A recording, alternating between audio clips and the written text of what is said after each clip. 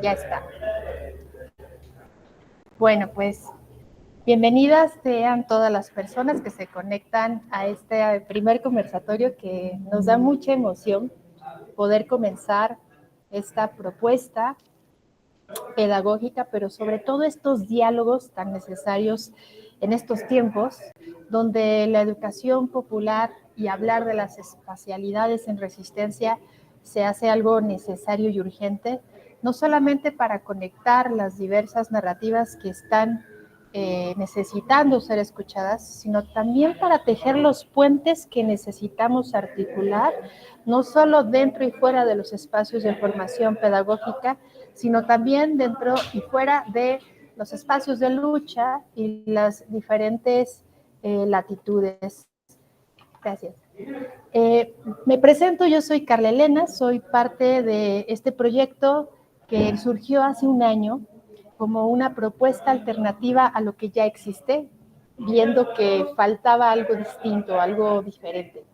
La especialidad en geografía social y cartografía comunitaria desde hace un año comenzó como una idea y una necesidad política y afectiva. Surgió después de haber sido parte algunos de nosotros, y aquí menciono al equipo, algunas de nosotras como Luz Elena García, Rubén Galicia, Gabriela Fener y yo estábamos en la coordinación del Congreso Internacional de Geografías Críticas en su 9ª edición que se realizaba en Ciudad de México y que se hizo en octubre del 2023 y del cual llevábamos 2 años previos de diálogo y un año completo de preparación. Un encuentro que trajo muchos aprendizajes, muchos retos, muchas dificultades, pero que también tuvo unos grandes cobijos y vínculos. Uno de nuestros principales vínculos que nos acogió y que nos brindó todas las posibilidades para realizar este congreso fue el CESDER. El CESDER, que es esta casa que nos ha brindado toda la posibilidad y la confianza de poder pensar algo distinto y de poder construir una propuesta como esta especialidad. El CESDER, que es un centro de estudios para el desarrollo rural ubicado en Sautla, en el municipio de Puebla, en la Sierra Norte, en México, es el primer espacio donde encontramos la posibilidad de tejer este puente para hacer este congreso y que posteriormente se pudieron dar otros vínculos afectivos donde pudimos generar algunos talleres con la comunidad estudiantil de la licenciatura que ha cambiado un poco sus nombres, pero que un poco los temas que trabaja es desde la economía solidaria, la comunicación comunitaria, la sustentabilidad, y que ya más al rato nuestras compañeras nos van a platicar un poquito más al respecto. Fue este puente el que nos hizo darnos cuenta que lo que había dentro de la geografía crítica era insuficiente. Incluso descubrimos que había temáticas incómodas dentro y fuera de estos espacios. Lo que aprendimos a raíz de este caminar y que después con estos diálogos, al entablar estas ideas con nuestro compañero Manuel Bañón, que viene de una amplia trayectoria con el colectivo de Geografía Crítica Ecuador, nos percatamos que todo lo que se llama geografía crítica dentro de la academia le falta realmente ser autocrítica ante el colonialismo, ante el racismo, ante los privilegios de clase y de economía o de recursos que les permiten hacer ciertas investigaciones bajo las mismas líneas y formas que la academia hegemónica. Entonces nos cuestionamos que la palabra crítico o ser crítico ha perdido su peso como otros conceptos en la actualidad. ¿Qué quiere decir esto? Que pensamos que algo que nos ha faltado en la geografía y que varias de nosotras venimos en los últimos 20 años de un proceso bastante enriquecedor en diversos encuentros. Algunas de nosotras llegamos a ir hace 20 años a encuentros estudiantiles. Por ahí había una red que se creó que se llamaba Alegeo, era, no me acuerdo bien, sino como Asociación Latinoamericana de Estudiantes de Geografía, de la que fuimos parte. Luego por ahí se crearon otros proyectos que todavía perduran, como Geocrítica, Georraizal, y también en diferentes territorios y en diferentes temporalidades fuimos aprendiendo muchas cosas. Y es el camino que nos hizo darnos cuenta en este año que llevamos dialogando y preparando esta especialidad, que necesitamos seguir creando otros espacios. Tenemos que seguir abriendo brechas y caminos donde pareciera que ya existen, pero la verdad es que no. Y cuestionarnos qué tan críticos somos con nuestra autocrítica, qué tan congruentes somos con nuestra postura política, qué tan cercanas somos con nuestros proyectos y procesos de investigación, qué tan vinculadas nos encontramos a los territorios que habitamos, qué tan lejanas estamos de la práctica real de lo que implica la educación popular. Seguimos teniendo muchas interrogantes y la idea de este primer foro y muchos que ojalá podamos ir tejiendo con ustedes y con muchas más colectividades y proyectos es abrir el diálogo, ampliar la posibilidad de la escucha y de llevar esa escucha a la reflexión que nos permita encontrar los puntos de diálogo, de reflexión, de análisis, pero principalmente de construcción para apostar por nuevas geografías que en realidad son muy viejas y tal vez sería recuperar esa ancestralidad de la cosmovisión de muchas otras geografías preexistentes que desconocemos y que el mismo sistema actual económico de despojo que ha hecho apropiación cultural, que ha hecho extractivismo epistémico, eso, erradicarlo, eso, quitarlo y poder encontrar otras formas de generar espacios de enseñanza-aprendizaje. Vamos a comenzar esta especialidad como una propuesta que seguramente en el camino tendrá sus retos, esperemos que no tengamos muchas fallas, pero la idea principalmente es que se articule no solamente en México, sino que tenga estas redes, estos tejidos en todo territorio de Abya Yala y, ¿por qué no?, en otras latitudes del otro lado de los mares que nos rodean. Y con esto decirles que ha sido un placer trabajar con este equipo.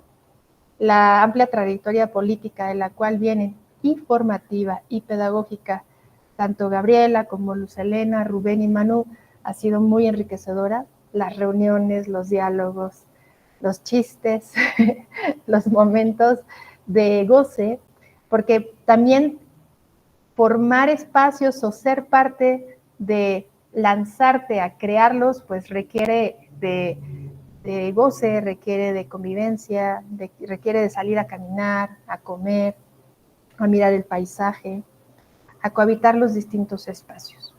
Entonces, me complace mucho dar la bienvenida a todas ustedes, todas las personas que se vayan conectando, que tengan toda la confianza de comentar, preguntar, proponer, sugerir, cuestionar.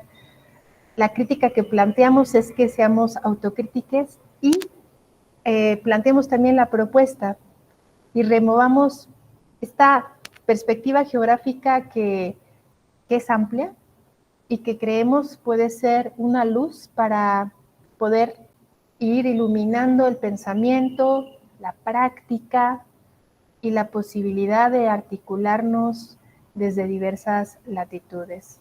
Con esto me encantaría tejer más mi palabra, pero a mí me gusta mucho más escuchar la diversidad de pensamientos y pues con esto doy la bienvenida no solo a mi equipo, que es muy valioso y bello y que ya les estarán escuchando en los procesos de intervención y moderación, también decirles que se acerquen y busquen también estos procesos estos espacios más que procesos que pueden ser parte de las ideas que tengan en puerta, aventurarse a lanzarlas y compartirnos métodos, herramientas y experiencias que nos pueden ayudar a ir aprendiendo más desde los procesos históricos que nos ha llevado la educación popular, pero también estas pedagogías alternativas que han surgido con la tecnología y con estos territorios digitales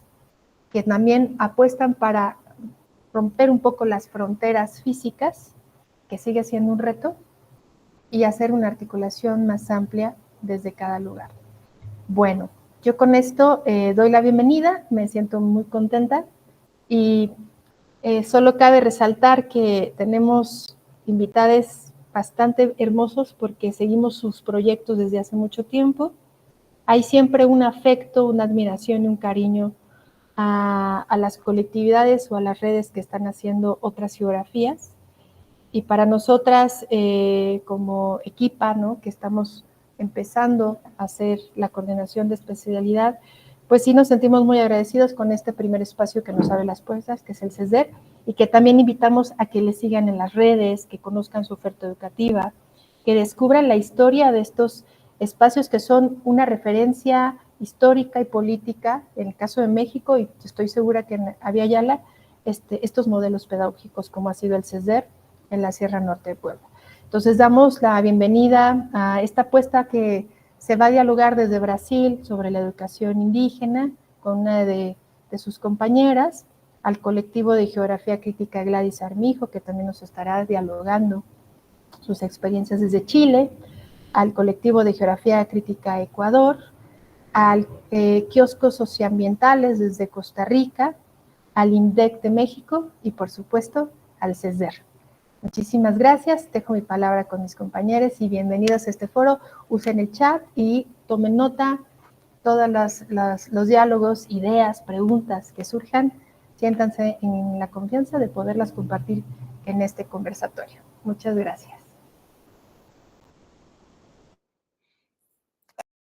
Nada más un recordatorio, está un formulario para las personas que acaban de sumarse, lo voy a recompartir, aunque creo que está fijado en el chat, pero para que por favor nos dejen sus datos y es una lista de registro del foro. Solo eso. Gracias. Gracias, Rubén, y gracias, Car, por esta introducción. Creo que ya estamos aclimatadas en este momento y realmente tenemos muchas ganas de escucharles. Realmente se fue formando esta lista de invitados con personas que una u otra de nosotros o varios conocíamos y pues entonces todas son personas con las que hemos compartido algún espacio, de cuyo trabajo conocemos al menos una parte y ya con esa parte nos sentimos suficiente admiración.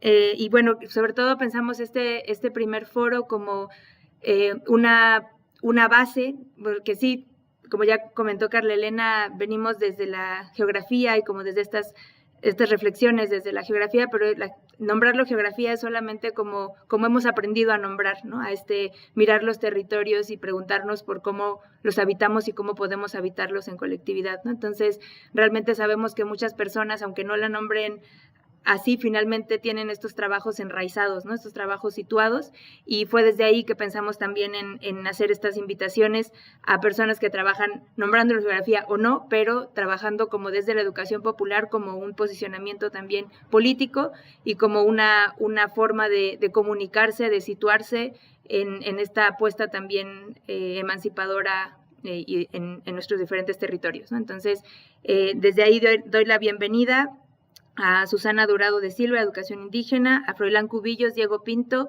y Gino Sandoval, del colectivo de Geografía Crítica Gladys Armijo, desde Chile, a Dulce Ureña y Natalia Álvarez, del Instituto Mexicano para el Desarrollo Comunitario, IMDEC, en su sede San Cristóbal de las Casas o en su sede Chiapas, a Sofía Medellín, del Centro de Estudios para el Desarrollo Rural, el CESDER, a José Antonio Mora Ochecho, de Kioscos Socioambientales en Costa Rica, y Amanda Yepes, del colectivo de Geografía Crítica del Ecuador.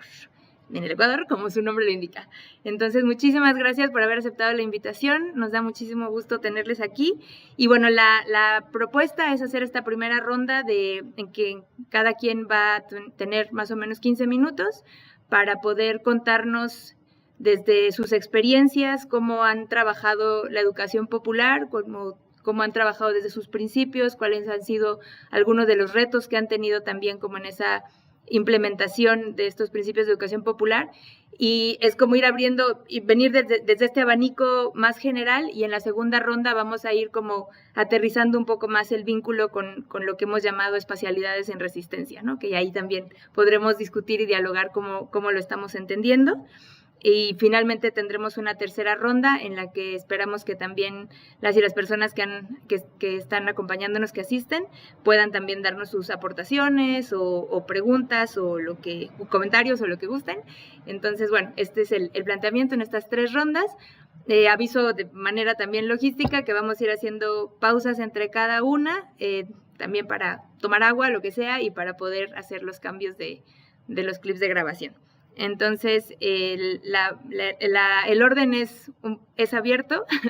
Entonces, si alguien se anima a decir yo voy, pues simplemente tome la palabra o alce su manita y así vamos haciendo la ronda. Muy bien, Susana, adelante. Buenos días.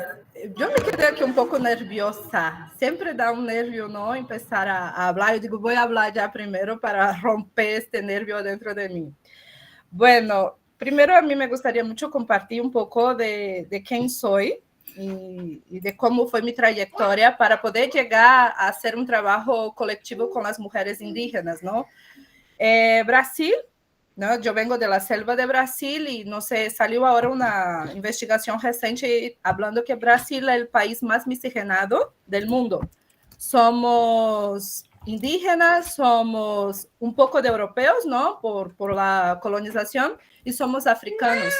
Entonces nosotros tenemos un poquito de la sangre de todos y mismo que yo no tengo fenótipo indígena, yo siempre tuve mucha admiración y respeto por esta población milenar que resiste y hace acontecer las cosas. Vivimos hoy un mundo muy difícil, ¿no? Marcado por el capitalismo salvaje. ¿Ustedes me entienden mi portuñol o mi español salvaje? Entonces, este capitalismo salvaje acaba limitando mucho, ¿no? Ahorita en Brasil están aprobando una ley que se llama Ley de la Destrucción, donde las tierras que eran garantizadas a la población indígena ahora puede ser gestionada por el Congreso Nacional y pueden los indígenas perder en su tierra. Entonces, esta es más una acción del capitalismo salvaje que está voltando sus intereses al agronegocio. Y esa es una realidad muy triste de mi país, y no solo de mi país, también como vemos acá en México, Colombia, Ecuador, muchos países, ¿no? Y nosotros también tenemos un grupo muy grande de levantes, ¿no? Que aquí en México se marcó mucho con los zapatistas, y en Brasil nosotros tenemos unos colectivos, pero no tan fuertes y tan organizados como acá. Y allá el grupo específico que yo trabajo son las mujeres guerreras de Rondônia, que se llama AGIR, ¿no? Asociación de Guerreras Indígenas de Rondônia. Y es un colectivo de mujeres que están intentando, por medio de su cuerpo, frenar con los avances del agronegocio. Y esto usa un término que en la década de 80, un líder sindical se llamaba Chico Mendes, no sé si ustedes conocen, creo que sí, son muy... Chico Mendes, ele desarrolló un término que se llamaba empate. Empate que tiene a función de impedir, que en Brasil nosotros hablamos empatar, la entrada de las personas en la selva. Entonces, eles hacían una corriente humana a frente de las máquinas para que no pasasen las máquinas para destruir la selva. Y ahí se llamó el movimiento de empate. Y fue la primera vez que un movimiento indígena, junto con los movimentos extractivistas y también riberiños y otras poblaciones de la selva, estuvieron juntos en un movimiento de defensa de la floresta, ¿no? Porque si no hay selva, no hay vida. Para ninguno, no importa. Ahí vimos que somos hermanos y que sí necesitamos estar juntos. Entonces, mi vida siempre fue dentro de ese contexto, porque mi familia viene de dentro de la selva de Amazonia, ¿no? Mi abuela era de Seringal, donde hacía la extracción de caucho. Y mi mamá, desde niña, vivían estas realidades, con muchos entraves, a veces, con las otras poblaciones, pero principalmente con la ganadería, que entraba con un avance muy masivo en la selva. Entonces, yo crecí en este movimiento de que solo se puede cambiar alguna cosa por medio de la política, ¿no? Entonces, nosotros entramos con 8 años de edad yo ya estaba dentro de un partido político estudiando Marx, era bien así como pesado, pero mi tío era el presidente del partido y dijo, no, ustedes tienen que estudiar desde ahora, porque el futuro de ustedes que está en riesgo. Entonces nosotros tuvimos la oportunidad de conocer al presidente Lula mientras no era el presidente, Marina Silva, que hoy es la ministra de Medio Ambiente de Brasil, y muchos otros personajes de la Iglesia Católica que con las formaciones eclesiásticas de base, ustedes ubican esto, ¿no? Daban esta formación para que la gente de la selva aprendiese a leer y a escribir para poder entender lo que estaba pasando. Porque este juego de capital es tan sucio. También a CPT, né, que es la Comisión Pastoral de la Tierra, también es muy fuerte y nos apoya mucho en Brasil. Nosotros tenemos muchas referencias allá. Tengo algunos libros acá y podemos compartir también los libros de esas historias, que aún más las canciones misioneras que hablan de la lucha de estas personas es increíble. Perdón, yo tengo que me enfocar porque si no voy hablando de mil cosas. Yo estaba en la formación porque nosotros necesitamos o que este capital que ele hacía, ele falsificaba, si existe, ¿no? Que usaba una tetera para poder hacer una falsificación de los documentos de tierras, y que era tierra de la gente que ya vivía mucho tiempo, acababan diciendo, no, esta tierra es de alguien que compró y tú tienes que salir. Entonces hubo mucho esto. Entonces a Iglesia Católica en esta época, ella ayudó mucho en el proceso de educación, y hay un proyecto muy lindo que todavía sigue en vigor en Brasil, que es sobre la educación seringueira, porque tú solo puedes hacer lucha si tú sabes leer y escribir y dominar la lengua de nuestro mayor opresor, ¿no? Entonces, Brasil hoy tenemos 247 lenguas indígenas activas, pero ninguna de los documentos oficiales son traducidos en lengua, ¿no?, originaria. Entonces, las personas tienen que aprender el portugués para poder estar luchando de igual. Comento todo esto para hablar que hoy, ¿no?, como yo empecé mi carrera en esta... Bueno, empecé mi vida teniendo ejemplo de mi abuela, de mi mamá y de mis tíos y mis tías, pero fui a hacer una licenciatura en administración y por muchos años trabajé con eso, pero no me satisfacía. Entonces, cuando yo estaba todavía en la licenciatura, empecé a ser voluntaria de esta incubadora de proyectos de economía social y solidaria, y adentrábamos en la selva de Acre para mapear todos aqueles empreendimentos, principalmente los liderados por mujeres, para poder ofrecer apoio de projeto, para captar recursos ou para hacer mesmo um plano de escoamento de mercancías, porque estamos hablando de selva. Mis compañeros que son de Chiapas, que conocen la selva lancandona, saben cómo es difícil hacer escoamento de mercancías adentro de la selva. Su producción muchas veces se pone a perder, porque no hay cómo hacer el deslocamiento, ¿no? La logística es muy difícil. Entonces, hacíamos este proyecto. Entonces, desde 2003, yo vengo siendo voluntaria en esta cuestión de economía social y solidaria, principalmente por las producciones, por los grupos que son liderados por mujeres. Pero ¿por qué mujeres? Ahí ya entramos en la otra temática de que somos la base de la pirámide, ¿no? Somos la que tiene que quedar en casa desarrollando el cuidado de los niños o de los más grandes, mientras el espacio público se queda para los hombres y el privado para nosotros. Y en estas investigaciones todas que fui haciendo durante algunos años, como 20 años, tenemos que a casa, o hogar, es la oficina, es el taller, ¿no?, de estas mujeres. Y la mayoría de estos talleres no son propios, son de renta. Y cuando el mercado también necesita hacer una limpieza, una higienización de estas zonas, y el proceso de gentrificación, que es muy amplio, y en muchas partes, no solo en la ciudad grande, no es solo en México, no es solo en Ciudad de México, no es solo en Oaxaca, ciudades playanas. Allá, no medio de la selva de Amazonia, en Río Branco, Acre, también hay procesos de gentrificación. Hay un proceso de que llaman a la gente más rica para vivir en los espacios un poco más nobles, y la gente que es más pobre hay que ser desplazada. Entonces, junto con ese desplazamiento, también se va a su taller. se va a su oficina y cómo esas mujeres viven. Y ahí es que entra toda esa investigación que hacemos. Y hoy, trabajando específicamente con las mujeres indígenas, estamos creando una metodología que se llama cuerpo-territorio.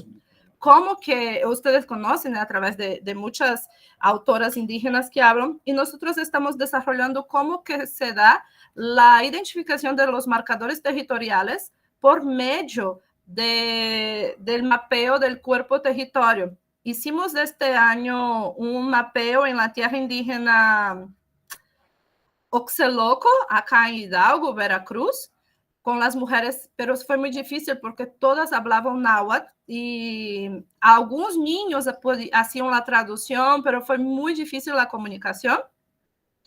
Pero logramos alcanzar algunas cuestiones y ahora vamos a Selva de Brasil a hacer también este mapeo de cuerpo-territorio y ver cómo los colores, cómo algunos movimientos de identificación y símbolos que usan no propio cuerpo son manifestaciones de cómo su cuerpo se va apropiando del territorio o cómo el territorio también afecta directamente la salud de estas mujeres.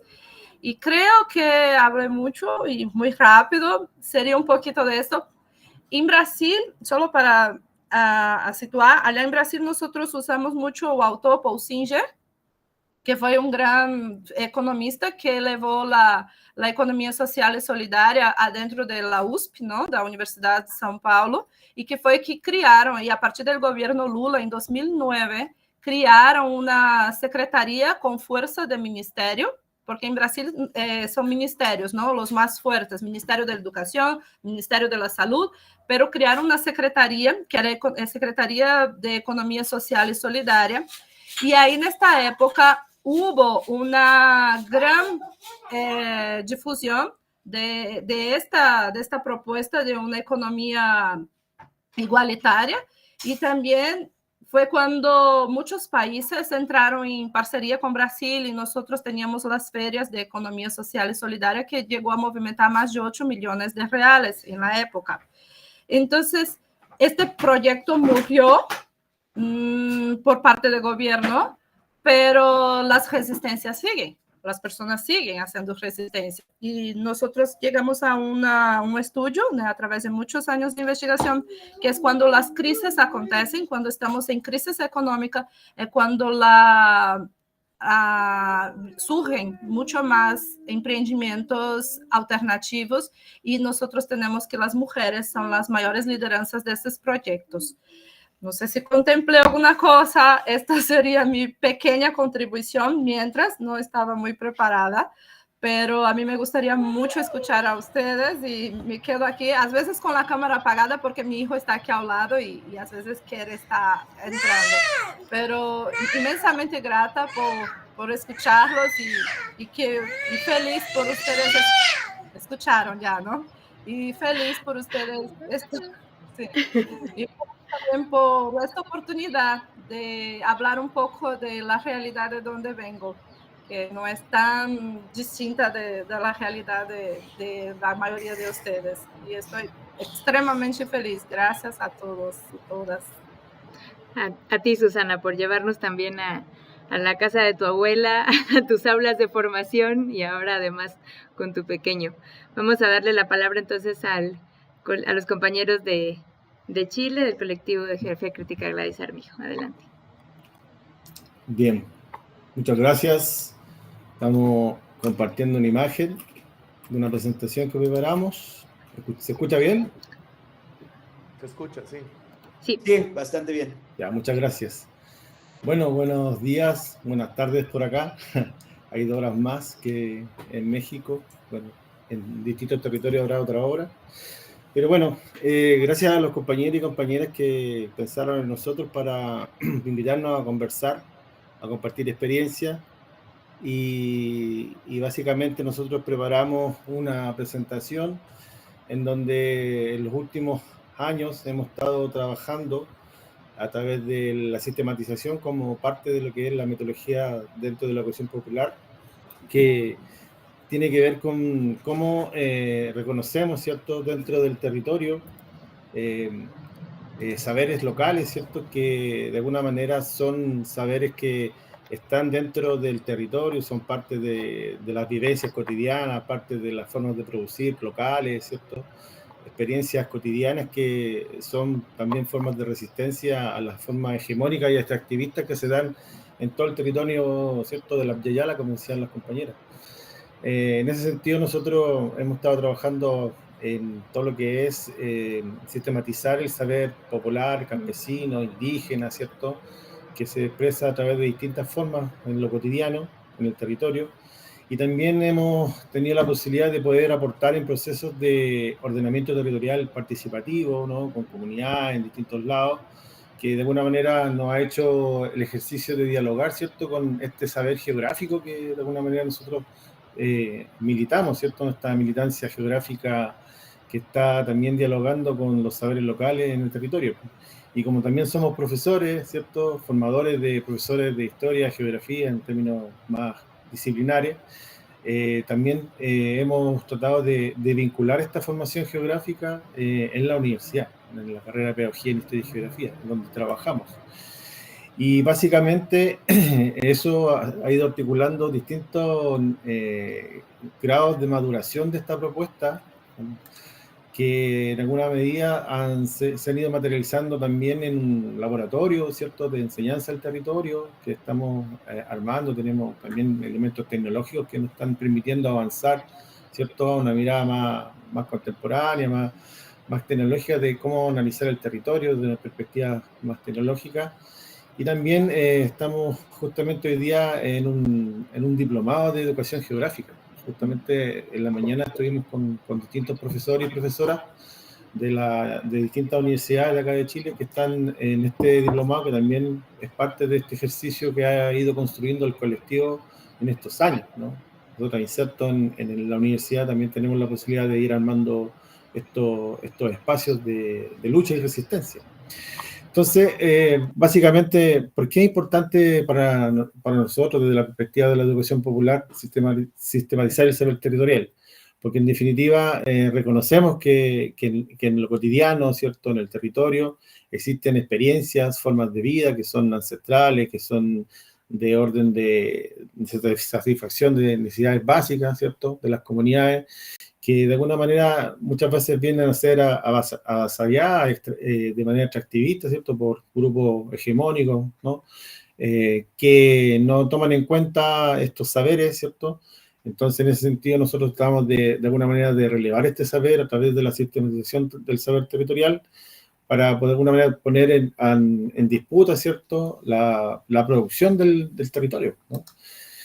En ese sentido, desde específicamente de la educación popular, la sistematización como una base latinoamericana, ¿cierto?, de una propuesta de cómo posicionarse dentro del trabajo en los territorios, validado, ¿cierto?, en la experiencia de Oscar Jara, ¿cierto?, Marco Raúl Mejía, y desde la geografía propiamente tal, nosotros la centramos básicamente en una metodología que es el mapeo colectivo, ¿no?, que nos ha permitido de alguna manera dialogar, ¿cierto?, de este conocimiento geográfico, de este saber geográfico, con el saber territorial local, ¿no? Que de alguna manera, yo creo que muchos sabrán, ¿cierto?, que el mapeo colectivo es una metodología, ¿cierto?, que permite dialogar de manera abierta, en un encuentro franco, ¿no?, cara a cara con las personas, en donde todos y todas construimos un relato que se territorializa, que permite dimensionar, ¿cierto?, muchas veces las acciones de los distintos actores que operan en el territorio, que muchas veces no se pueden ver, pero que cuando se discute en la metodología puede relevar, ¿cierto?, dimensiones que los mismos personas que viven en el territorio se dan cuenta de cuáles son las posibilidades de resistencia que se pueden ir dando como una agenda política, ¿no?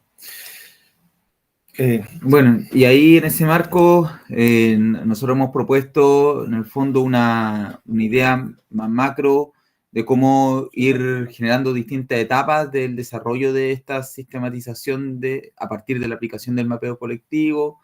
Es importante reconocer que existen distintos actores, distintos roles también. Una de las cosas que hemos llegado a acuerdo con distintas organizaciones populares, campesinas, es que justamente lo importante es que todo el mundo tenga acá un rol, ¿no? Para que no se vea y no se exprese una metodología netamente unidireccional, ¿no? En ese marco es que hemos tratado de ir articulando todo este trabajo en función de, como planteaba Froilán, también vincular estudiantes que están en proceso de formación para ser profesores y profesoras de Historia y Geografía, y también, ¿no es cierto?, ir articulando con los compañeros y compañeras del colectivo, entendiendo esto, ¿no es cierto?, como cuáles son aquellos roles que son claves para poder generar un ambiente de escucha y de diálogo en el mapeo colectivo propiamente tal. ¿Mm?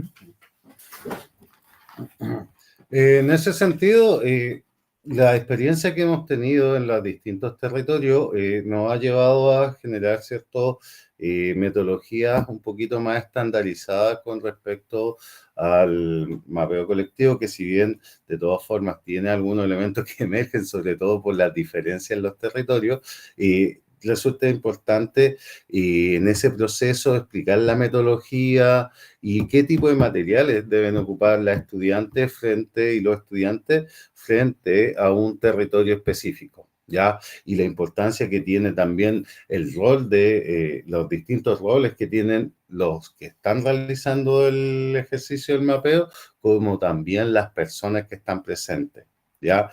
Y en ese sentido es muy importante y siempre estamos relevando qué funciones tiene que tomar cada una y cada uno al momento de realizar ese mapeo, ¿sí? El tema de monitor, toma de acta y otros elementos más, ¿sí? Y muy relevante, ¿ya? Dentro de este proceso de mapeo colectivo que les vamos a ir mostrando más adelante, cómo a partir de esta conversación en donde todo existe una horizontalidad de las y los participantes, cómo el resultado del primer imagen del mapa que intervienen las y los habitantes del territorio específico, ¿ya? Resulta fundamental sobre todo para que vayan comprendiendo y vayan generando lazos entre ellos y comprendiendo también las distintas visiones que existen en el territorio por los distintos actores. Y ahí, digamos, planteamos básicamente poder ir generando el vínculo con las propuestas de ordenamiento territorial, porque finalmente han sido los temas que nos han propuesto desde las organizaciones locales para poder ir ocupando el mapeo no solamente como un diagnóstico o un reconocimiento de temas, ¿no? Básicamente que muchas veces se ha ocupado de eso, como una primera imagen, una primera foto, o quizá a veces se ocupan netamente para identificar problemáticas.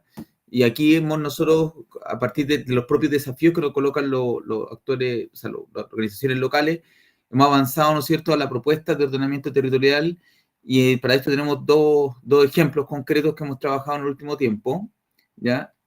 Y principalmente en dos sectores, en dos localidades, dos comunas que quedan lejos de Santiago, una que queda al norte de Santiago, en un sector donde está inserta la agroindustria muy potente, y inserto también un contexto de sequía a partir del año 2010, y también, ¿no es cierto?, en la comuna La Estrella, que es un poco más cercano a Santiago, más bien cerca de la costa también, pero también con una inserción de no solamente la agroindustria, sino también la industria cárnica, ¿no?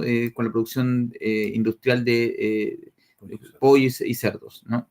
En ese marco es que en el caso de Montepatria, y trabajamos con distintas localidades, distintos valles. Es una comuna bastante extensa de la región de Coquimbo. Esto queda, digamos, a aproximadamente unas 6 horas, ¿no es cierto?, desde Santiago hacia el norte. Y en ese espacio, lo que nos solicitaron el Consejo Campesino en su momento fue cómo podríamos identificar las zonas de producción de la agroindustria, pero también cruzarlo con la producción tradicional campesina y de digamos, distintos tipos de producción local, ¿no? Y ahí pudimos trabajar con estudiantes distintas zonas. En rojo se ven las zonas de producción de la agroindustria y en verde, ¿no es cierto?, la producción campesina, también, ¿no es cierto?, los crianceros, que son también productores tradicionales, y en y en el contexto también de una mega sequía, pero también, como justo se plantea, ¿no es cierto?, en este espacio, no es solamente una sequía, sino también una mala gestión y distribución del agua, lo que termina señalándose, ¿no es cierto?, en términos de la consigna, que no es sequía, sino que es saqueo del agua, ¿no?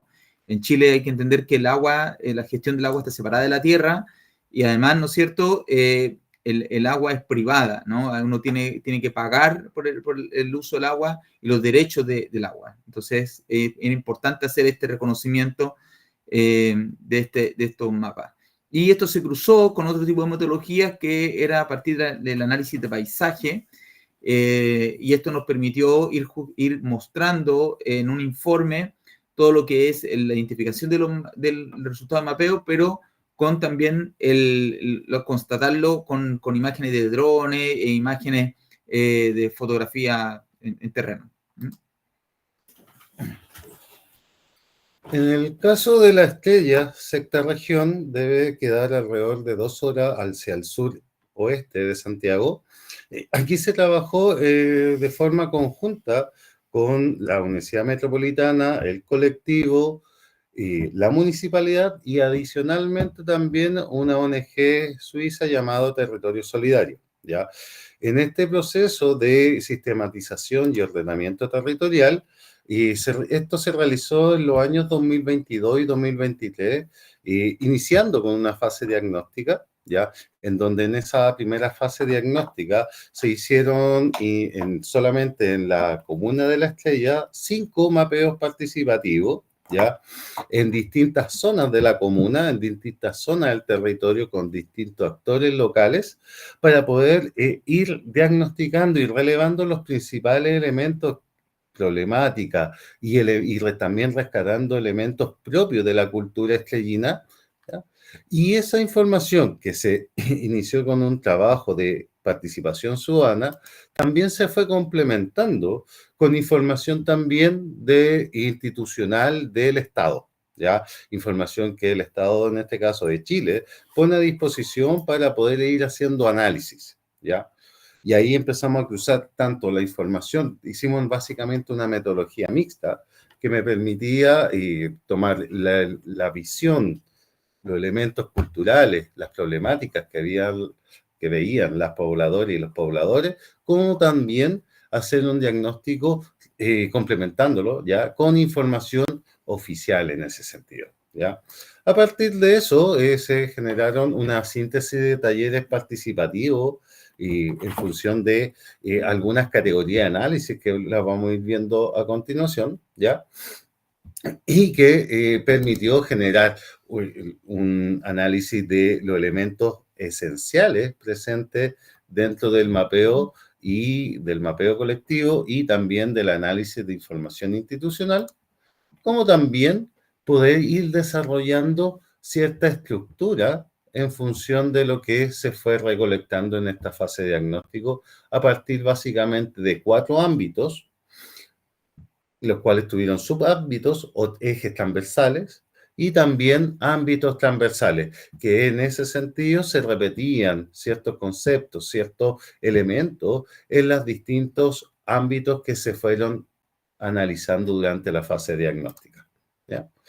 Para luego, en la segunda, a partir de ese diagnóstico, la segunda fase fue generar, a partir de esa información, y nuevamente con participación ciudadana, escenarios. Un escenario tendencial, básicamente, ¿qué pasaría si dejamos todo igual? Ya que es el escenario tendencial.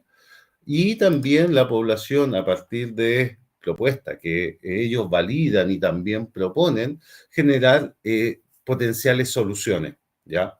Y ahí aparece la lógica de generar, a partir de estos mapeos colectivos, escenarios alternativos al escenario que es más malo, por decirlo de alguna forma, ¿sí?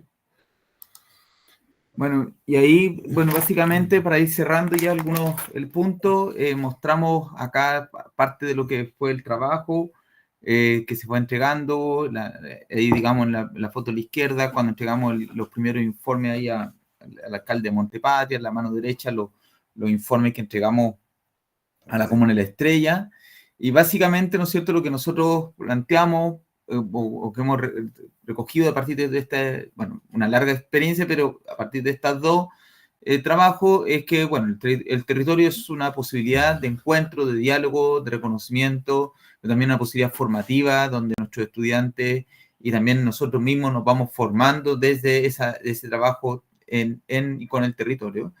El segundo, ¿no es cierto?, creemos que es súper importante entender la pedagogización de la relación entre la universidad y las comunidades. Y finalmente, ¿no es cierto?, plantear un tema que nos parece también muy importante, que todo lo que son las experiencias de vida desde los territorios locales, también reconocer formas de producción que son vinculantes con las formas de ejercer la territorialidad. Y bueno, nada, básicamente parte de los elementos, obviamente que después cuando abramos la conversación podemos ir profundizando en algunos temitas. Así que eso, muchas gracias por el espacio. A ustedes, gracias por compartir, ya queremos ver los mapas de cerca. Vamos a seguir entonces con las compañeras de IMDEC,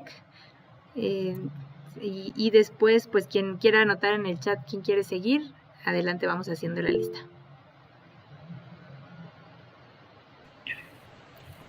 Hola, hola, buenos días a todos y todas y todes.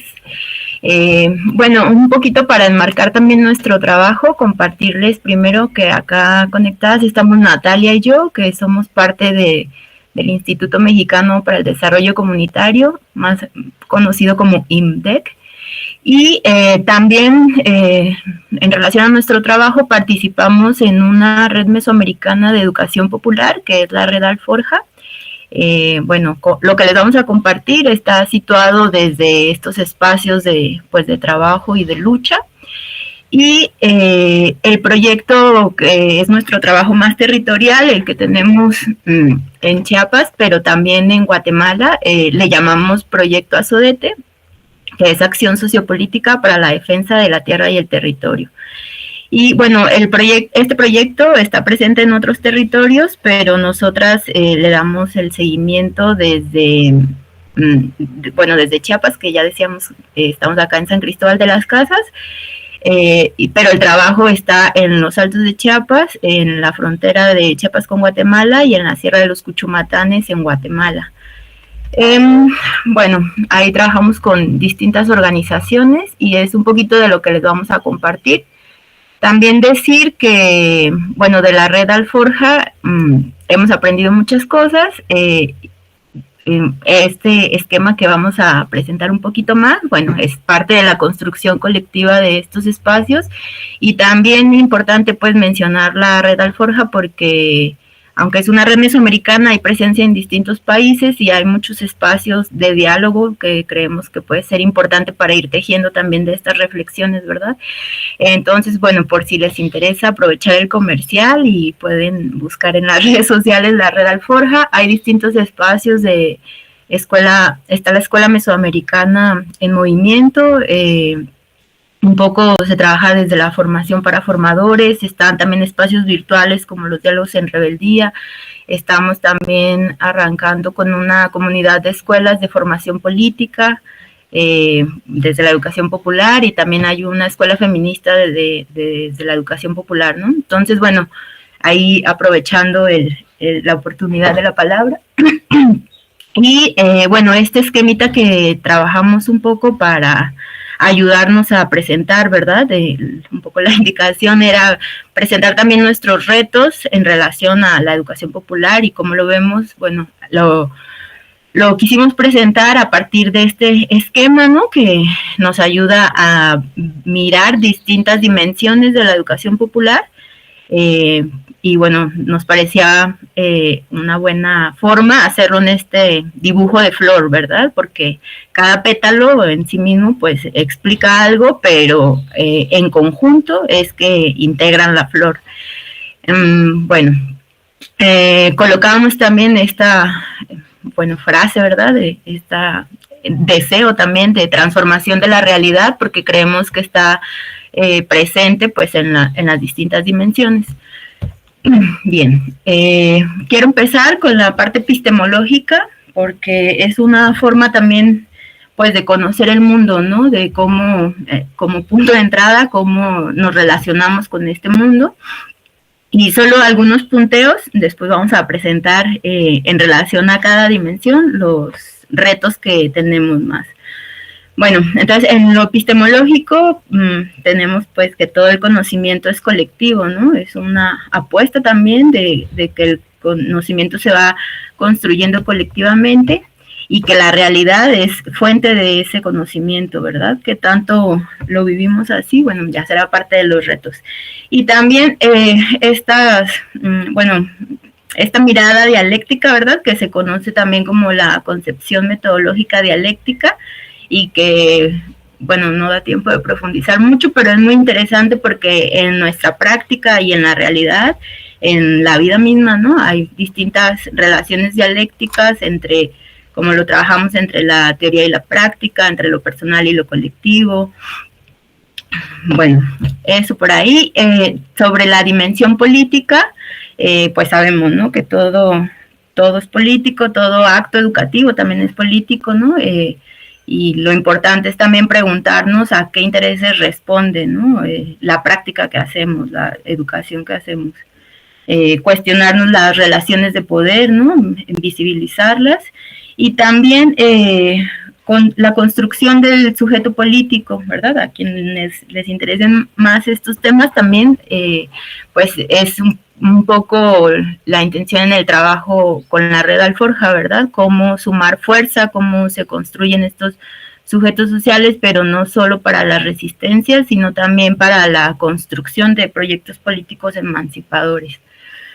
En la dimensión pedagógica, se coloca la educación como liberadora, ¿no? El conocimiento situado a partir de la realidad, ¿no? Ahí vemos pues que están muy relacionadas las dimensiones y la dialéctica entre lo personal y lo colectivo, ¿no? Como en los procesos de la educación, en los procesos formativos, hay siempre esta relación, ¿no? De lo personal, lo colectivo y cómo también se van recreando, ¿no? El colectivo, cómo influye en mi construcción personal y yo también todo lo que puedo aportar en la construcción de lo colectivo. Otra de las dimensiones es la ética, ¿no? En tanto que es una reflexión de la práctica, ¿no? Entonces, el reflexionar nuestras prácticas, qué le hacemos, cómo lo hacemos, a qué le apostamos, ¿no? Con la transformación de la realidad, esa es también una postura ética, ¿no? En un sentido emancipador de la práctica, apostándole también a la autonomía y a la integridad, ¿no? Había también algunas reflexiones, ¿verdad?, que colocaban ahí al principio, me parece que de esto, ¿verdad?, de la importancia de reflexionar sobre la práctica que hacemos. Y bueno, por último, hablar un poquito de la erótica, que, últimamente se ha incorporado más también, ¿verdad?, esta dimensión erótica, también desde las luchas feministas, ¿no?, la importancia que es también recuperar el placer, el disfrute, pues la celebración, ¿verdad?, de la vida, de lo colectivo. Y, tiene su carga, ¿verdad?, en lo sexual, pero no es solamente lo erótico sexual, sino una forma más amplia también, ¿no?, que está relacionado con la ética, la pedagógica, la política, la epistemológica. Siempre cuando en los procesos educativos, cuando son liberadores, ¿no?, cuando son colectivos, hay esta, pues que a veces llamamos caídas de 20, donde es un placentero, ¿verdad? Es un gozo cuando entiendes algo, cuando te entiendes en el mundo, cuando entiendes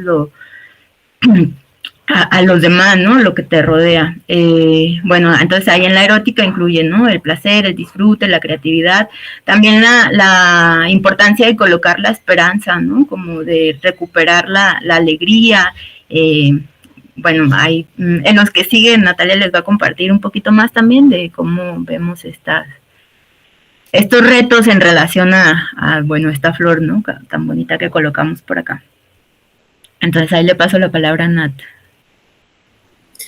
Gracias, Dulce. Pues bueno, esto que comparte Dulce, ¿no? Son los principios que nosotras también reconocemos desde la educación popular y que, bueno, en la práctica es donde encontramos, pues, esos desafíos, ¿no? Y bueno, para enmarcar entonces los desafíos que vamos a compartir, recordar este proceso de acción sociopolítica para la defensa del territorio que, digamos, viene trabajando desde hace 8 años, entonces ya ha habido como un proceso de reflexión, de aprendizaje en todo ese, y de sistematización también que hemos realizado, y que es un proyecto de acompañamiento formativo desde la educación popular, justo para, digamos que, defender el territorio, no desde la defensa, digamos, frontal, como decía en el caso de Susana, digamos, frente a proyectos extractivos y demás, no está en esa fase en este caso, sino que se piensa defender el territorio desde habitarlo con proyectos de vida, ¿no?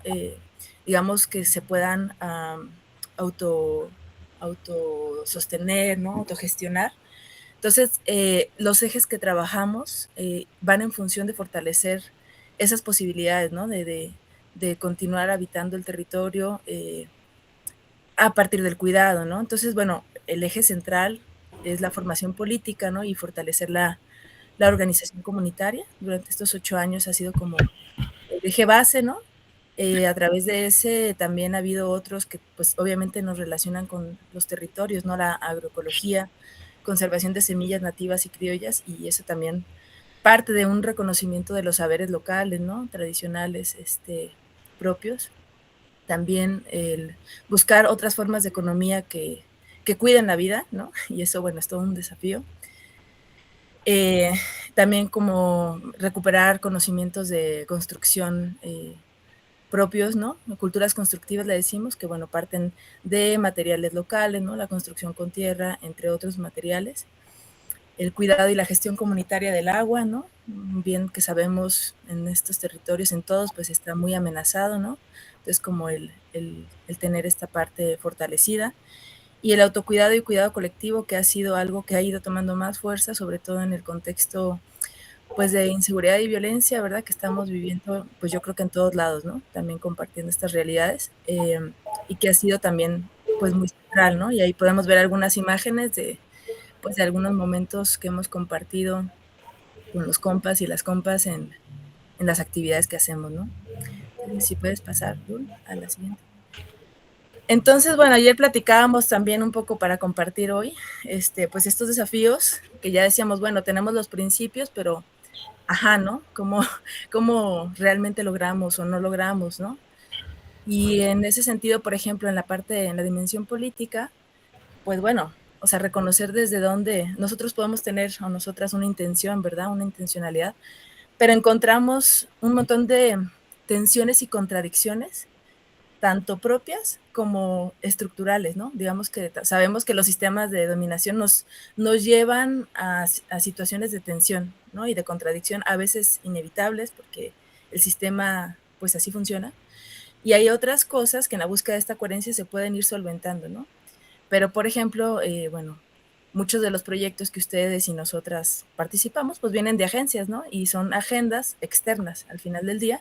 Entonces, otra vez vemos, bueno, qué intereses están decidiendo qué se hace, qué no se hace, ¿verdad? Esa es como una primer tensión y contradicción, que aquí vamos a dejarlo como pregunta, porque no es como que ya tengamos la respuesta, ¿no? O sea, es algo con lo que trabajamos cotidianamente y que buscamos ir pues acercando las agendas siempre, lo que trabajamos siempre las agendas con los compas, ¿no? Pero al final del día, quien toma la decisión final de si se da o no el dinero, pues es la agencia, ¿no? También, por ejemplo, en temas de que nosotras al final, pues, compartimos con los compas espacios de reflexión y análisis, pero no dejamos de ser externas, ¿no? Entonces, pues al intentar cuestionar como sistemas de dominación con ellos y con ellas, pues no podemos caer en nosotras, ¿no? Imponer esos cuestionamientos, ¿no? Como el tema del patriarcado, los feminismos ha sido un tema fuerte, ¿no? Obviamente no lo hacemos así, pero implica un desafío, ¿no? Porque sabemos que el patriarcado está inserto en las comunidades, en todos lados. Entonces, ¿desde dónde? ¿Cómo nos acercamos a esos temas, verdad? Esa es otra atención importante. De manera similar, ¿no? El tema de la economía para la vida, pues es dentro de este sistema capitalista, porque no es como que haya otro fuera, ¿no? Una burbuja fuera. ¿Cómo hacerlo? ¿Cómo hacerlo sin que esto, digamos que implique también envolver a las personas en esta lógica capitalista, ¿verdad? O sea, pues sí, que puedan vender sus productos y todo esto, sin que se caiga en esto, ¿no? Entonces, como que también respetando las formas propias, ¿no? Y promoviendo eso, es como que, pues ha sido un desafío, porque, bueno, ahí lo dejo eso porque es complicado. A lo mejor en la siguiente ronda se puede profundizar, ¿no? También otro importantísimo, ¿no? El acompañamiento versus dependencia, ¿verdad? Que eso es muy, muy clave, otra atención importante. ¿Qué tanto estamos ayudando, no? A veces, eso, creo que todos lo entendemos acá, entonces ahí.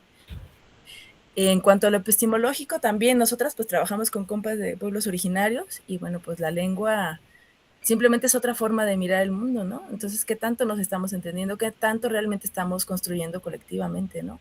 En esto que decía Dulce de la construcción colectiva.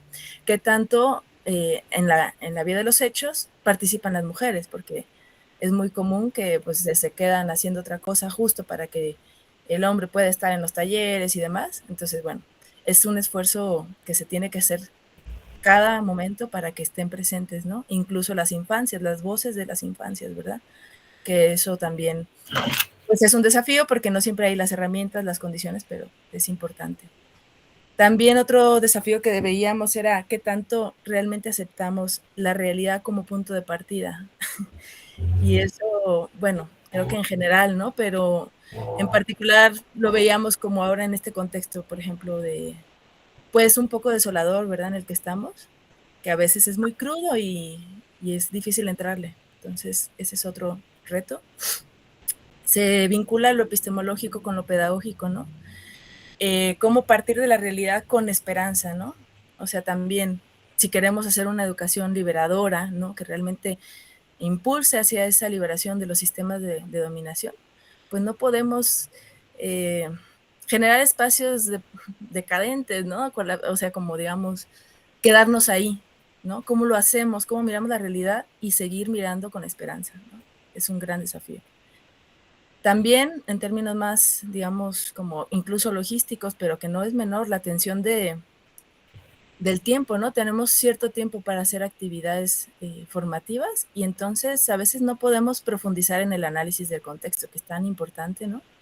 Porque tenemos que ya ir a la práctica, o sea, se podrían ir, ¿no? Entonces, como esa tensión es permanente y entonces siempre hay que estar como intentando solventar eso, ¿no? No quedarte con la superficialidad del análisis, ¿no? Bueno, después parto a la erótica, que también tiene que ver con esta capacidad de sostener la esperanza en estos contextos. Es difícil, para nosotras mismas ha sido pues muy duro, porque no siempre lo tenemos resuelto, ¿verdad? Por supuesto que no. Entonces, como que encontrar esos espacios de esos caminitos, esas grietas, para también no promover otro tipo de, sí, o sea, pues la esperanza es vital, es el fuego que nos guía, ¿no? Entonces, recuperar la alegría sin perder la rabia, ¿no? O sea, como tampoco quedarnos solo en la alegría, porque tampoco es eso. Y bueno, lo que también decíamos ayer, falta priorizar espacios justo de esta dimensión en los espacios formativos que nosotros, por ejemplo, hacemos, ¿no? Siempre que se nos aprietan los tiempos, porque siempre pasa, no sé si les pase, pero como que haces un plan y al final del día todo se alarga, entonces tienes que recortar y cuando recortamos lo que, pues lo que es el espacio de convivencia, lo que es espacio de, o sea, como espacios más que teníamos para esta dimensión erótica, ¿no? De alegría, ¿no? Entonces, o de autocuidado, ¿no? Entonces, como tan importante darle su lugar y no despriorizarlo en cada momento, ¿no? Porque es también como un pegamento, ¿no? Como la parte de la mística, ¿no? Que te da la posibilidad, ¿no? De seguir. Y finalmente cerraría con la parte ética, ¿no? Que decíamos, bueno, ahí se busca la integridad, ¿no? Y se busca pues la coherencia en las prácticas cotidianas. Justo, bueno, la semana pasada tuvimos un encuentro de la comunidad de escuelas y decíamos, es que la educación popular es una forma de vida, no es talleres, ¿verdad? ¿Y cómo es eso? ¿Cómo lo llevas a la vida cotidiana? Y cómo nosotras, por ejemplo, también tenemos nuestras plantitas que, ¿no? Y recuperamos las semillas también, ¿no? O sea, todo eso, cómo sí compramos realmente con compas, ¿no? O sea, como esto que también ya decía Car, ¿no? Qué tan críticos somos con nuestra autocrítica, ¿no? Es como muy, pues, ¿no? Yo creo que también el centro, ¿no? De qué nos hace caminar, porque nadie somos perfectos, eso también es importante decirlo. Digo, es obvio, pero importante como nombrarlo, pero cómo nos vamos caminando hacia allá, ¿no? Hacia así realmente también encarnar como este cuestionamiento permanente, ¿no? De estos sistemas que están en todos lados, no están solo allá en los territorios, digamos, en las comunidades, sino que están en todos lados, ¿no? Y también como una mirada del territorio, pues, más amplia, ¿no? Que creo que también acá se mira así, ¿no? Como el cuerpo, el territorio de las ideas, o sea, digamos, hay muchos territorios en los cuales se dan disputas y que hay que darlas también, ¿no? Y bueno, eso, y unas fotitos de un taller de cromatografía muy lindo, pues que es como para hacer un análisis práctico del suelo y conocer como sus minerales y tal, ¿no? Para que los compas puedan ahí, pues, conocer sus suelos, ¿verdad? Como parte pues, de la agroecología, ¿no? Y del cuidado de la tierra y el territorio. Eso, muchas gracias. Muchas gracias. Gracias, compañeras. Pues ya nos quedamos antojadas, creo, también de los diferentes procesos formativos. Debo decir que doy testimonio de que son unas facilitadoras muy amenas, entonces también, pues justamente en que creo que se ha instrumentalizado mucho también la cuestión de las metodologías participativas, y por lo mismo también es que desde el equipo estamos en este interés de volver justo a estos principios, ¿no? Y a estos principios ético-políticos de la educación popular, y desde dónde y qué es lo que realmente estamos buscando con ello, ¿no? Entonces, pues muchas gracias también por mostrarnos esta flor, que yo creo que va a ser muy útil para estarla también como remirando y revisitando a lo largo de la discusión. Vamos con nuestras otras tres participantes. Te paso la palabra, Checho, y bueno, viajamos ahora a Costa Rica. Gracias, Gaby. ¿Se escucha bien? Sí, ok. Bueno, sí, saludos desde Centroamérica, de Costa Rica, y creo que ya una cuarta participación van a empezar a salir cosas un poco repetitivas, creo, espero que no, pero después de escuchar a Susana, a los compas de Gladys Armijo y a Dulce y a Natalia, estaba como muy fascinado de cuántas cosas pueden haber en común desde distintas geografías, distintas latitudes, digamos, a partir de un trabajo similar que es este acompañamiento socioeducativo desde las pedagogías críticas y la educación popular que hacemos desde distintos espacios. En mi caso, yo estoy contratado como docente en estas modalidades tercerizadas y precarizadas, como los nombramientos interinos, en un programa que se llama Kioscos Socioambientales y que ya tiene 18 años de existencia, que surge justo en el contexto de la negociación del TLC con los Estados Unidos, y es desde ahí que la UCR, la Universidad de Costa Rica, apuesta por primero crear un proyecto de educación popular para informar a las comunidades las implicaciones del TLC. Luego, no sé si saben, pero en Costa Rica el TLC se llevó a referéndum, claramente ganó el sí al TLC, pero el trabajo que se hizo desde el no y desde sectores como la UCR, en articulación con muchas organizaciones comunitarias, permitió que se fundara este programa, que luego ya pasó a llamarse Kioscos Socioambientales. Antes se llamaba Kioscos del Referéndum del TLC, los kioscos informativos del TLC. Pero bueno, luego pasó a llamarse los Kioscos Socioambientales. Empezamos muchísimo formándonos con Alforja, así que me llamó mucho la atención lo que contaban Natalia y Dulce, porque muchas de las reflexiones más epistemológicas, ontológicas, pedagógicas, están bien parecidas. Yo cuando las escuchaba decía, parecen compañeras mías de kioscos. Entonces, bueno, yo les voy a compartir algunas igual, en el mismo estilo, como contarles un poco lo que hacemos y también contarles cuáles son como nudos principales, porque hacer educación popular desde una universidad también tiene sus implicaciones. Entonces, bueno, yo le titulé como se llama el conversatorio, Educación Popular y Espacialidades en Resistencia.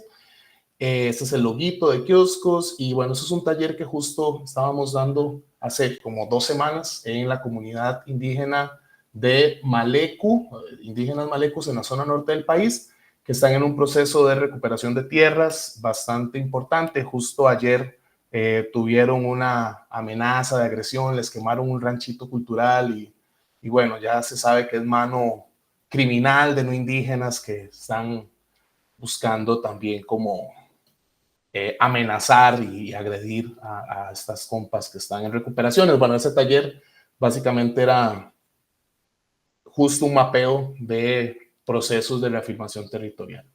Me gusta un poco contar las fotos también como para no solamente estén por ahí.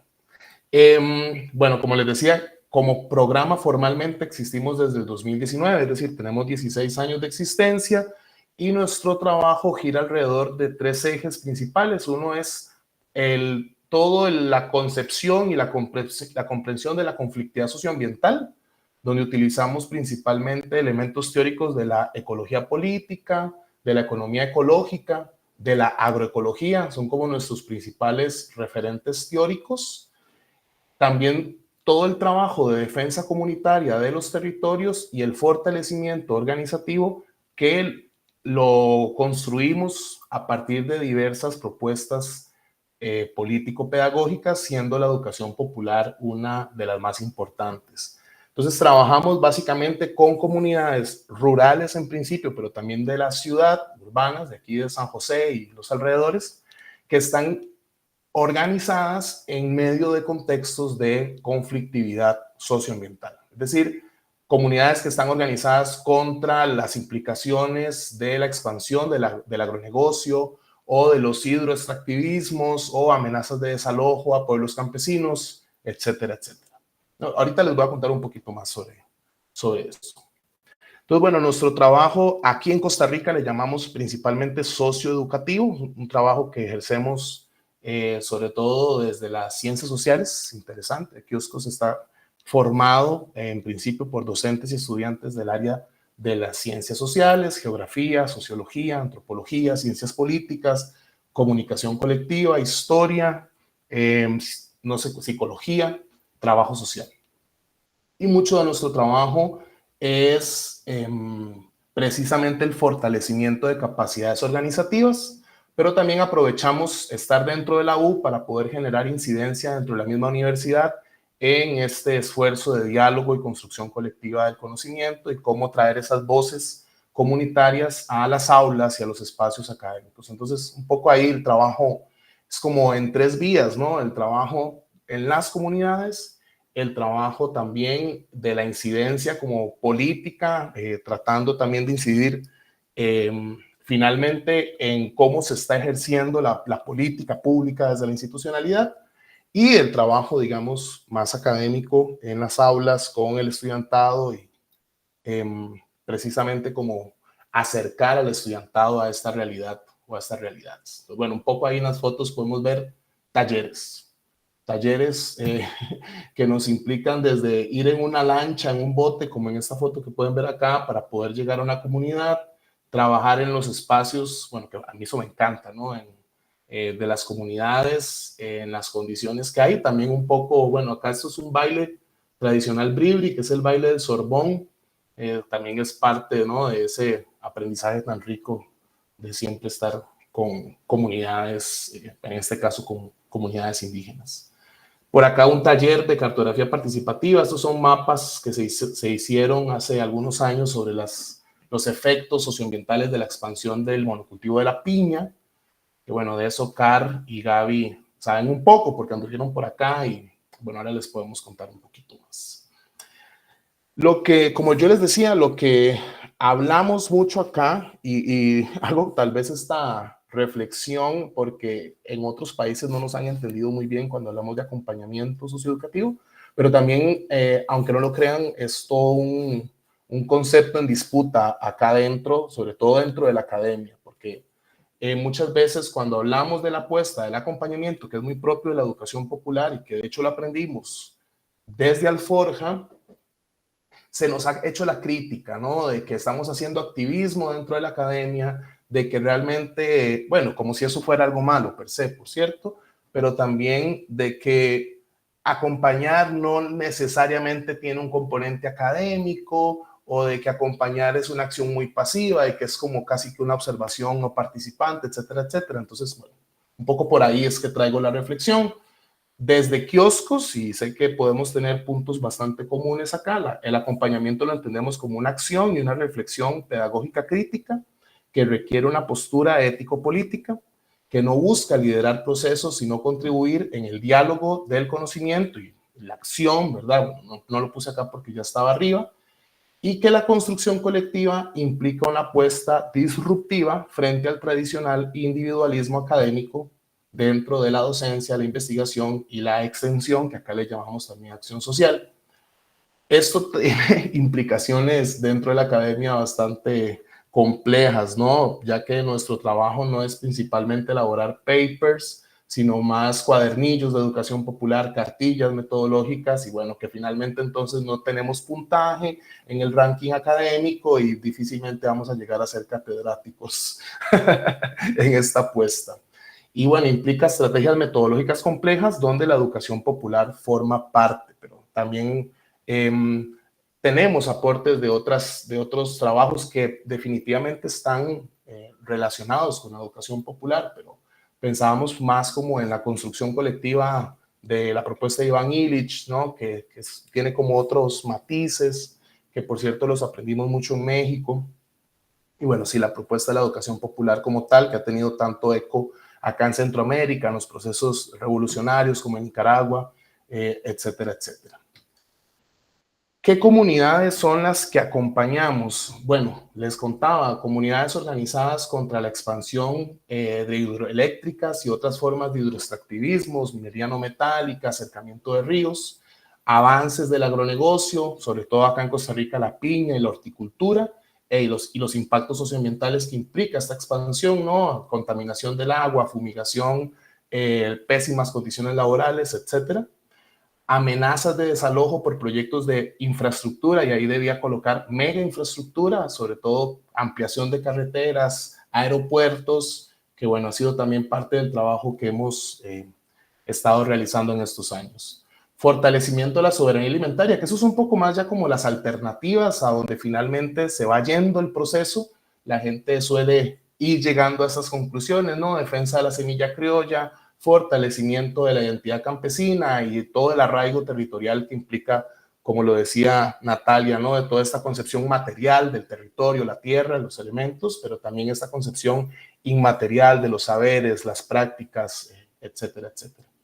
Y bueno, algo en lo que hemos estado trabajando en los últimos años ha sido el acompañamiento a la defensa de territorios ancestrales. Acá en Costa Rica, los pueblos originarios tienen ya más de 10 años de estar en un proceso bastante intenso de recuperación de tierras, y eso creerán o imaginarán ustedes que es algo bastante complejo, ya que ha implicado tristemente escenarios de escalada de violencia. Y bueno, eso ha costado la vida de al menos 2 compañeros líderes indígenas y la amenaza de vida de una serie de personas, lideresas que están dentro de los territorios. Pueblos originarios como los Bribris, los Cabécares, los Malecus, los Huetares, los Brorran, los Bruncaj y los Nove Buglé han estado en este proceso. Los Nove Buglé, por lo menos un pueblo grande en Zixaola, ni siquiera tiene territorio, porque son pueblos transfronterizos que están en Costa Rica y Panamá, y bueno, Costa Rica les ha negado derechos como, por ejemplo, tener un territorio propio, y en eso están los compas en ese momento. Bueno, en eso estoy yo también trabajando. Precisamente mi trabajo actualmente en kioscos está con los compas Nove Buglé de Zixaola, que bueno, les puedo contar luego un poco más sobre mi trabajo. Parte de los productos, en esto me recuerda mucho lo que estaban diciendo los compas del colectivo Gladys Armijo, es la sistematización de experiencias, la sistematización de nuestro trabajo, y parte también de lo que les decía, claramente esto no entra mucho como una publicación académica, pero bueno, nuestra apuesta ha sido principalmente la elaboración de materiales de educación popular, precisamente para poder informar de esto. Muchas y muchos de ustedes que nos conocemos tienen publicaciones impresas. Las hacemos obviamente desde la universidad y son gratuitas y son pensadas principalmente para un público comunitario, popular, así que tratamos de que la construcción del texto también sea colectiva con las y los compas y, bueno, bastantes componentes más didácticos como ilustraciones y más siempre que... Por eso el diseño gráfico también ha sido y la ilustración parte importante de nuestro trabajo. Bueno, también producción audiovisual, pero voy a saltármelo para aprovechar un poco más los 15 minutos con estas reflexiones, que es lo que traía a partir de contarles del trabajo que hacemos. Un gran nudo que tenemos es cómo se inicia el vínculo con las comunidades, cómo es nuestro punto de entrada. Eso creo que quienes trabajamos en comunidades sabemos lo difícil que es, cómo es que logramos generar un vínculo que además no genere falsas expectativas y que se logre comprender realmente lo que queremos hacer desde nuestro lado, ¿no? Y eso ha implicado, por lo menos en el caso de kioscos, que muchas comunidades no les interese. No nos van a resolver la situación de la tenencia de la tierra, no, gracias. Y es un poco también triste, pero bueno, es parte, ¿no?, de la apuesta por realmente nuestro componente es más pedagógico, crítico, y no venimos a sustituir el trabajo que deberían estar haciendo el Estado y otras instituciones. La atención de que trabajamos desde la universidad bajo la lógica de proyectos versus la lógica pedagógica de los procesos comunitarios. Los procesos y los proyectos no son lo mismo y nos ha tocado muchas veces estar reformulando y reformulando proyectos para poder seguir sosteniendo un proceso que requiere mucho más tiempo que los 2 años que normalmente nos aprueban en la universidad, 2, 3 años. El diálogo de saberes y la construcción colectiva del conocimiento es nuestra apuesta principal y bueno, eso nos lleva también a generarle una crítica bastante fuerte al extensionismo tradicional, que suele ser más magistral, más vertical y más de que el académico lleva el conocimiento a las comunidades. Por lo menos desde nuestro lado en kioscos le hacemos una crítica bastante fuerte a eso. Eso implica también una disrupción a los tiempos institucionales que son completamente distintos a los ritmos comunitarios y eso también nos ha llevado pues a tensiones importantes como la ejecución presupuestaria principalmente. El reconocimiento de conocimientos locales y situados y bueno, por ahí siempre hemos tenido una duda que tampoco traigo respuesta. Conocimiento y saber son lo mismo, como que porque a veces hablamos de el conocimiento cuando nos referimos a cuestiones académicas, pero cuando hablamos de cuestiones populares, hablamos de saberes. Un poco una reflexión que tenemos por ahí. Y bueno, y partiendo de que los procesos son inacabados, es una gran reflexión de la educación popular, ¿qué pasa cuando nos vamos de algún lugar? Porque es una pregunta nuestra desde kioscos como universidad, porque no podemos sostener procesos por 10 años, aunque lo hemos hecho, pero también estamos en esa reflexión justo. Entonces se las comparto un poco por acá. Y bueno, eso de mi parte, creo que me pasé un par de minutos, pero les quería compartir esto. Muchísimas gracias.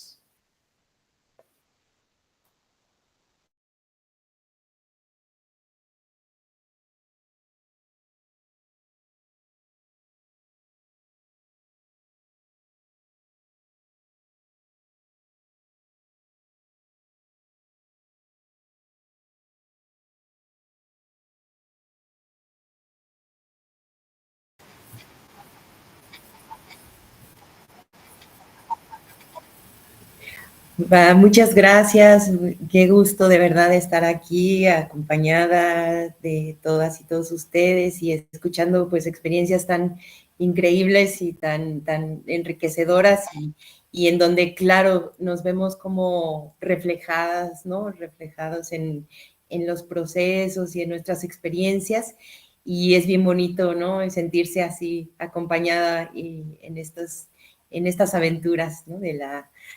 la formación, de la educación popular, de la resistencia y la defensa de territorios. Y bueno, pues yo les quiero compartir así brevemente, no traigo una presentación, no hice bien mi tarea, pero les quiero compartir nada más así platicadito, pues la experiencia del CESDER, y también quizá les platico yo, y quizá por ahí veo que está Lilia Almanza, de Colombia, que ella ha estado y sigue colaborando con el CESDER mucho desde Colombia y estando un tiempo en México y ahora también desde allá desde su territorio, pero igual y si se anima de compartir también y platicar aquí la experiencia para complementar lo que es el CESDER y cómo se vive, ¿no? Porque sobre todo creo que el CESDER es una experiencia, ¿no? De vida, y a mí me ha pasado así, y a muchas personas que han contribuido y que hemos pasado por el CESDER, pues así lo sentimos, ¿no? Entonces, bueno, el CESDER es, como decía Carla Elena al principio, es el Centro de Estudios para el Desarrollo Rural.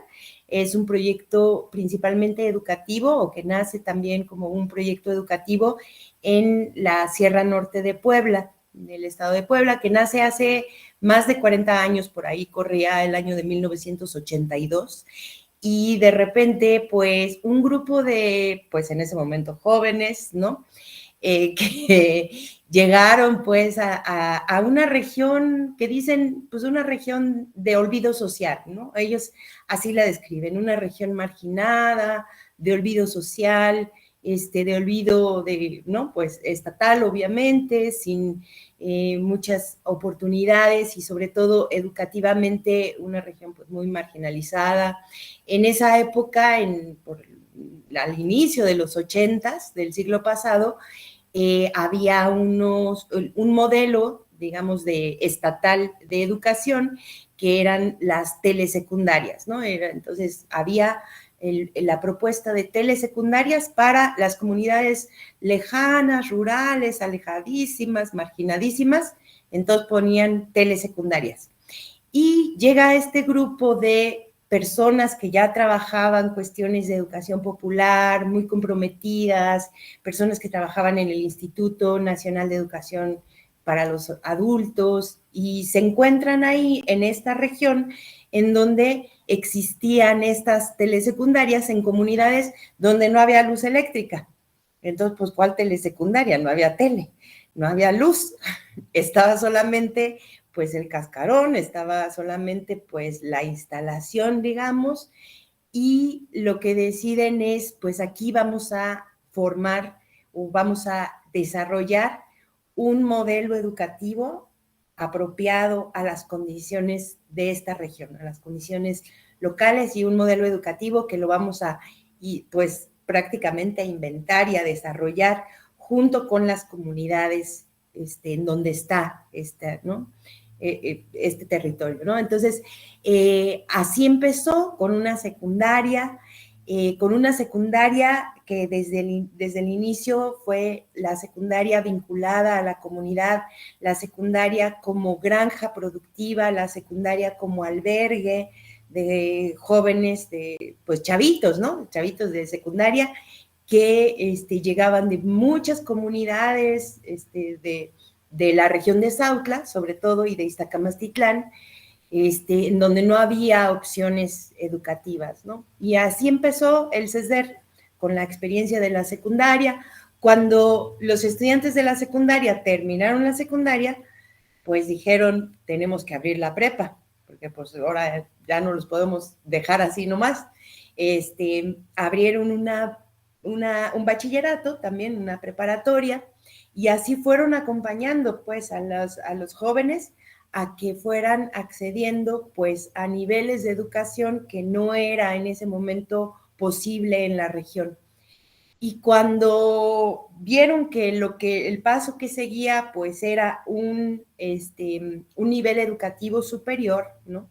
Una universidad, entonces fue cuando el CESDER abre la primera licenciatura, como, pues eso, como nivel educativo superior, en la región, que es en el año de 1989, ¿no? Entonces, desde 1989 hay una universidad en la región de la Sierra Norte de Puebla, donde no había ninguna propuesta educativa y que se veía y se analizaba que justamente el acceso de jóvenes rurales a niveles superiores de educación implicaba su expulsión, ¿no?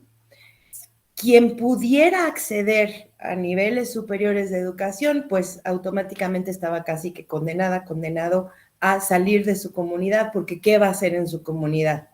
¿No? Tiene que ir a buscar trabajo, tiene que emigrar a las ciudades, y tanto porque en las comunidades pues no hay condiciones para que puedan desarrollarse profesionalmente, y también como que la oferta educativa no está pensada para que para que los jóvenes permanezcan en sus comunidades, sino para expulsarlos de ahí.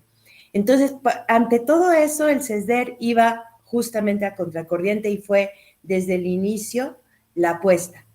Vamos a hacer una licenciatura, vamos a hacer una universidad en donde lo que se privilegie, lo que se fortalezca sea la matriz socioeconómica campesina, y donde se apueste por el fortalecimiento del modo de vida campesino como un modo de vida digna y necesaria e indispensable desde ese momento, y ahorita lo vemos que cada vez es más, para un futuro, ¿no? Posible. Y entonces, desde el inicio, ese ha sido como la apuesta del CESDER, ¿no? Formar estudiantes, jóvenes adultos, de las comunidades, ¿no? De comunidades en principio pues de la región, de ahí de la Sierra Norte de Puebla, de los municipios de Sautla y Iztacamastitlán, que es donde más presencia ha tenido el CESDER, pero formarse para pues irnos transformando en sujetos activos de nuestras propias transformación de vida, pero con un fuerte arraigo y con una reivindicación del modo de vida campesino, de los saberes campesinos, de que es posible hacer de eso una vida digna. Entonces, ahorita tenemos en el CESDER una licenciatura. La licenciatura se llama Procesos Rurales Sustentables para una Vida Digna, y esa licenciatura tiene especialidades, ¿no? Entonces, los estudiantes eligen alguna especialidad. Entre las especialidades tenemos agroecología, comunicación comunitaria, economía social y solidaria. Ahorita vamos a abrir 2 nuevas especialidades también, que es en cocina tradicional y nutrición comunitaria, y otra en cuidados y tecnologías del agua, porque vemos que en la región también vamos como adaptando todo nuestro modelo pedagógico y nuestra propuesta educativa, pues a partir de la conversación, el trabajo y las necesidades que vamos observando en el territorio, ¿no? Desde hace 40 años, igual, desde que inicia el proyecto educativo, también inicia una relación muy estrecha con las comunidades de la región. O sea, como el CESDER está profundamente territorializado, ¿no? Enraizado en ese contexto, en esa realidad muy específica que son los municipios de esta parte de la Sierra Norte de Puebla, de las altas montañas, ¿no? De Sautla y Iztacamastitlán. Y desde hace 40 años el CESDER pues ha estado muy, muy vinculado y trabajando en distintos procesos, momentos, y también afectándose a partir de los cambios en las realidades que hay en el territorio, ¿no? Podemos, por ejemplo, pues identificar un parteaguas muy importante hace poco más de 10 años, ¿no? Cuando a la región empiezan a llegar también todas estas amenazas de proyectos extractivistas, y en donde el CESDER, a partir de la conversación con las comunidades, pues se siente interpelado pues, hacia esa problemática, y también entonces nos involucramos como CESDER en todo un proceso de defensa del territorio y de aprendizaje que nos ha llevado como a otra línea, otra vía, ¿no? Y otras formas también que vamos aprendiendo de cómo hacer defensa del territorio, ¿no? Como ahorita lo han mencionado, como las experiencias que han tenido en muchísimos lugares, ¿no? Pero cómo esto ha sido un proceso de aprendizaje, un proceso de reflexión, un proceso de ir transformando nuestras propias formas de hacer. Y así le hacemos también en la parte educativa, ¿no? En la parte educativa, pues sí, siempre partimos del contexto y de la realidad de los estudiantes, y a partir de comunidades de aprendizaje y el encuentro como la forma, digamos, pedagógica de construcción de conocimiento en el encuentro, pues vamos también resignificando nuestras propias prácticas, resignificando lo que hacemos nosotros, lo que hacen nuestros estudiantes en sus comunidades.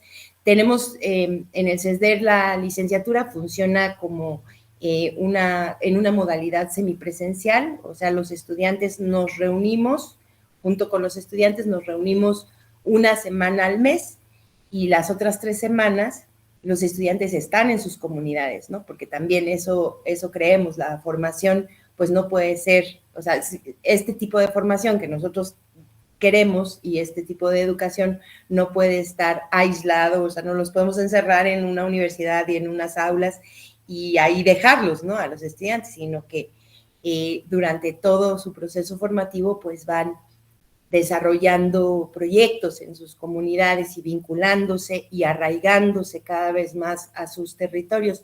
Y ahorita en la licenciatura tenemos estudiantes pues de muchos estados del país, ¿no? Sobre todo pues de Puebla, de muchas regiones del estado de Puebla, pero también de Veracruz, de Tlaxcala, de Oaxaca, del Estado de México, incluso de la Ciudad de México, ¿no? De la parte pues más rural, ¿no? De la Ciudad de México. Y bueno, entonces ese modelo pues también permite que tengamos una diversidad de estudiantes que van, que cada semana de encuentro pues construimos una comunidad de aprendizaje en donde el conocimiento se va construyendo justo colectivamente y vamos resignificando las prácticas, ¿no? Sobre todo muy, muy enfocado a la experiencia propia, a las prácticas y a los proyectos que cada estudiante lleva a cabo y está desarrollando en sus regiones, en sus comunidades. Entonces, bueno, pues a partir de toda la experiencia del CESDER en términos de ser un proyecto educativo, pues también se ha reflexionado, se ha sistematizado, se ha pensado un poco sobre cuál ha sido esta experiencia, y eso ha derivado también en algo que nosotros llamamos la pedagogía del sujeto, y es eso es recoger y recuperar toda la experiencia del CESDER de 40 años, ¿no? O de 30 y tantos años, 30 y muchos años de estar pues encontrando, buscando estos caminos educativos, ¿no? Estos caminos de la formación, de la educación popular, de la educación alternativa, y nosotros le llamamos la pedagogía del sujeto.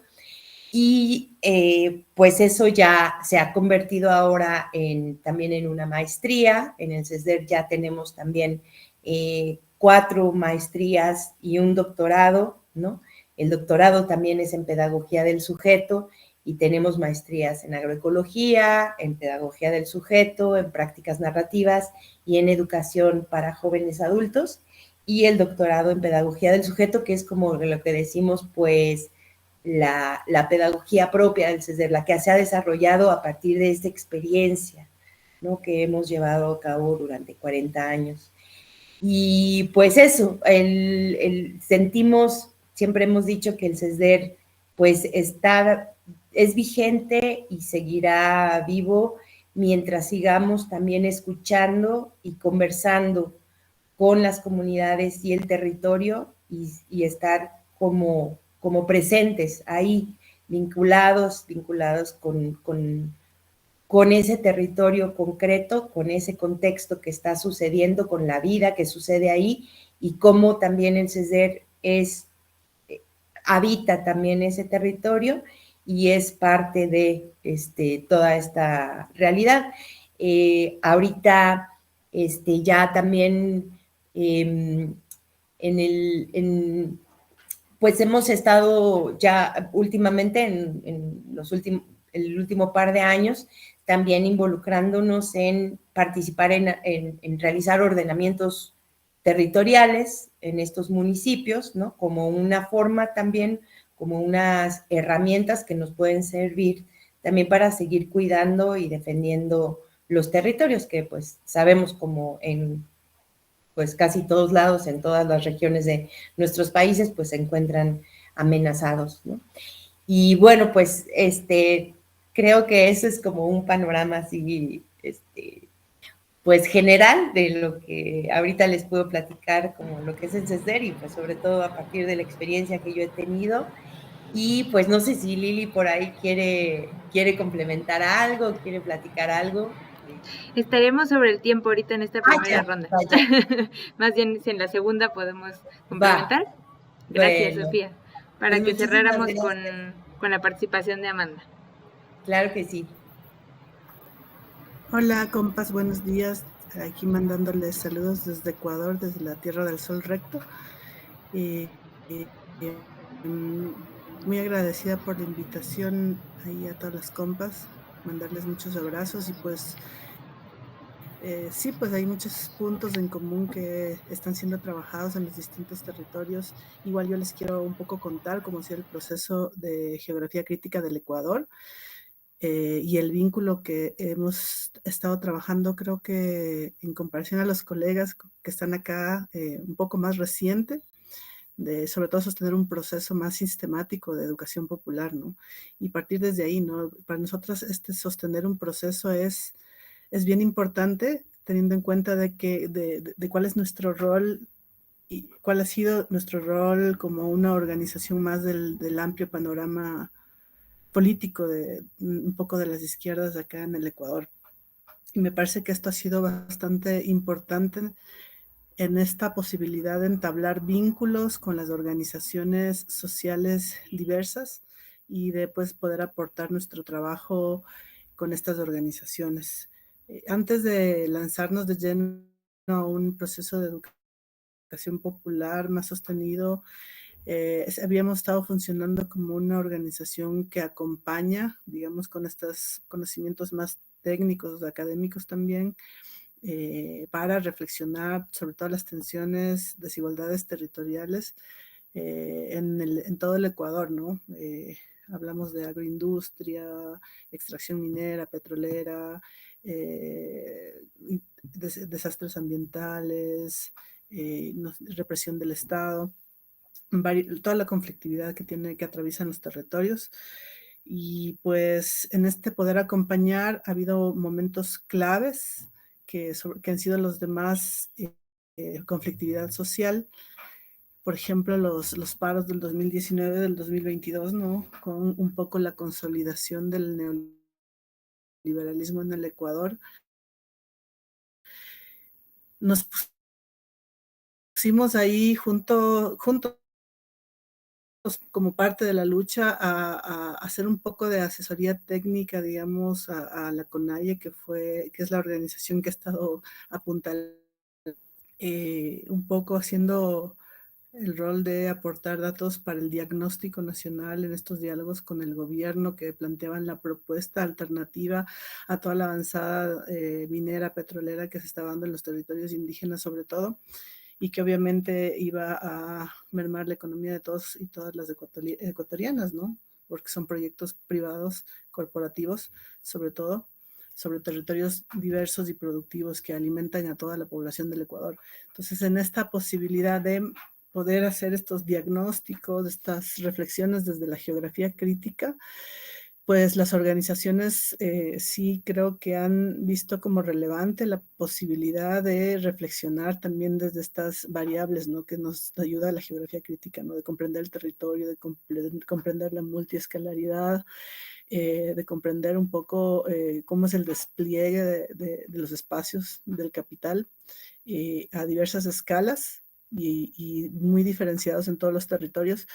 Y en ese sentido creo que las organizaciones vieron como importante que haya competencias más, digamos, desde las propias organizaciones que están dando batalla frente a estos conflictos en los territorios. Como Geografía Crítica, como una organización que ha venido acompañando estos procesos, pues indudablemente nos hacía falta manos como para poder ir a todo el país, a acompañar, a procesar datos, a generar datos para denuncias, que es lo que siempre hemos estado tratando de hacer, ¿no?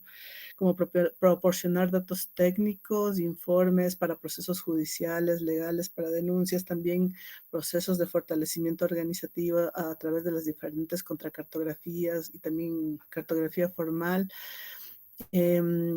Pero claro, como hay digamos, varios territorios, muchos territorios del país que han tenido esta necesidad de también comenzar a pensar desde estas variables más espaciales territoriales, pues decidimos que era importante poder compartir este conocimiento con las organizaciones del Ecuador, sobre todo siendo que el colectivo sí discute permanentemente la coyuntura política nacional, es decir, un poco mirar estos actores que están luchando y cuáles son los actores que están destruyendo, más bien dicho, a la naturaleza y a las poblaciones, un poco también decidiendo dónde poner nuestro trabajo y al lado de qué tipo de organizaciones, creo que ha sido fundamental. Y creo que estamos en esta reflexión permanente de a quiénes vamos a ir acompañando, porque los esfuerzos queremos que sean justamente parte de alimentar a los procesos de fortalecimiento organizativo, es decir, que al momento de hacer un vínculo con las organizaciones para cualquier proceso formativo haya dirigentes locales involucrados, por ejemplo, para que pueda ese proceso continuar y no simplemente desprendernos del trabajo formativo al terminar y que no haya quien tenga la posibilidad de sostener a esos jóvenes, a esa gente que estuvo involucrada en los procesos de formación para vincularlos a las luchas más locales, ¿no? Porque es importante hacer ese vínculo organizativo, nos ha parecido un poco importante en ese sentido. Y bueno, así ha estado funcionando un poco el vínculo y el inicio de nuestro trabajo alrededor de los procesos de formación y educación popular. Creo que han sido planteados desde justo el que nos interesa, que nos gusta hacer como colectivo de geografía crítica, pero sí creo que ha sido bastante aterrizado por lo que necesitan las organizaciones en la lucha social, ¿no? Entonces, en ese sentido, hemos ido construyendo sí, desde las experticias teóricas, académicas, de reflexión política, desde la geografía crítica, contenidos que nosotros consideramos que pueden aportar a ampliar esta comprensión de la geografía del capitalismo, de las tensiones territoriales y de las posibles alternativas también que se pueden ir tejiendo en los territorios. Pero esto siempre llevado a discusión con las organizaciones tanto locales, digamos en diferente escala también, tanto locales como con las poblaciones directas con las que se va a trabajar, así como con las dirigencias más regionales o nacionales incluso, que llevan un poco, que apuntan a la lucha política, ¿no? Que es un poco la idea de sumar esfuerzos y fortalecer las luchas en todo nivel.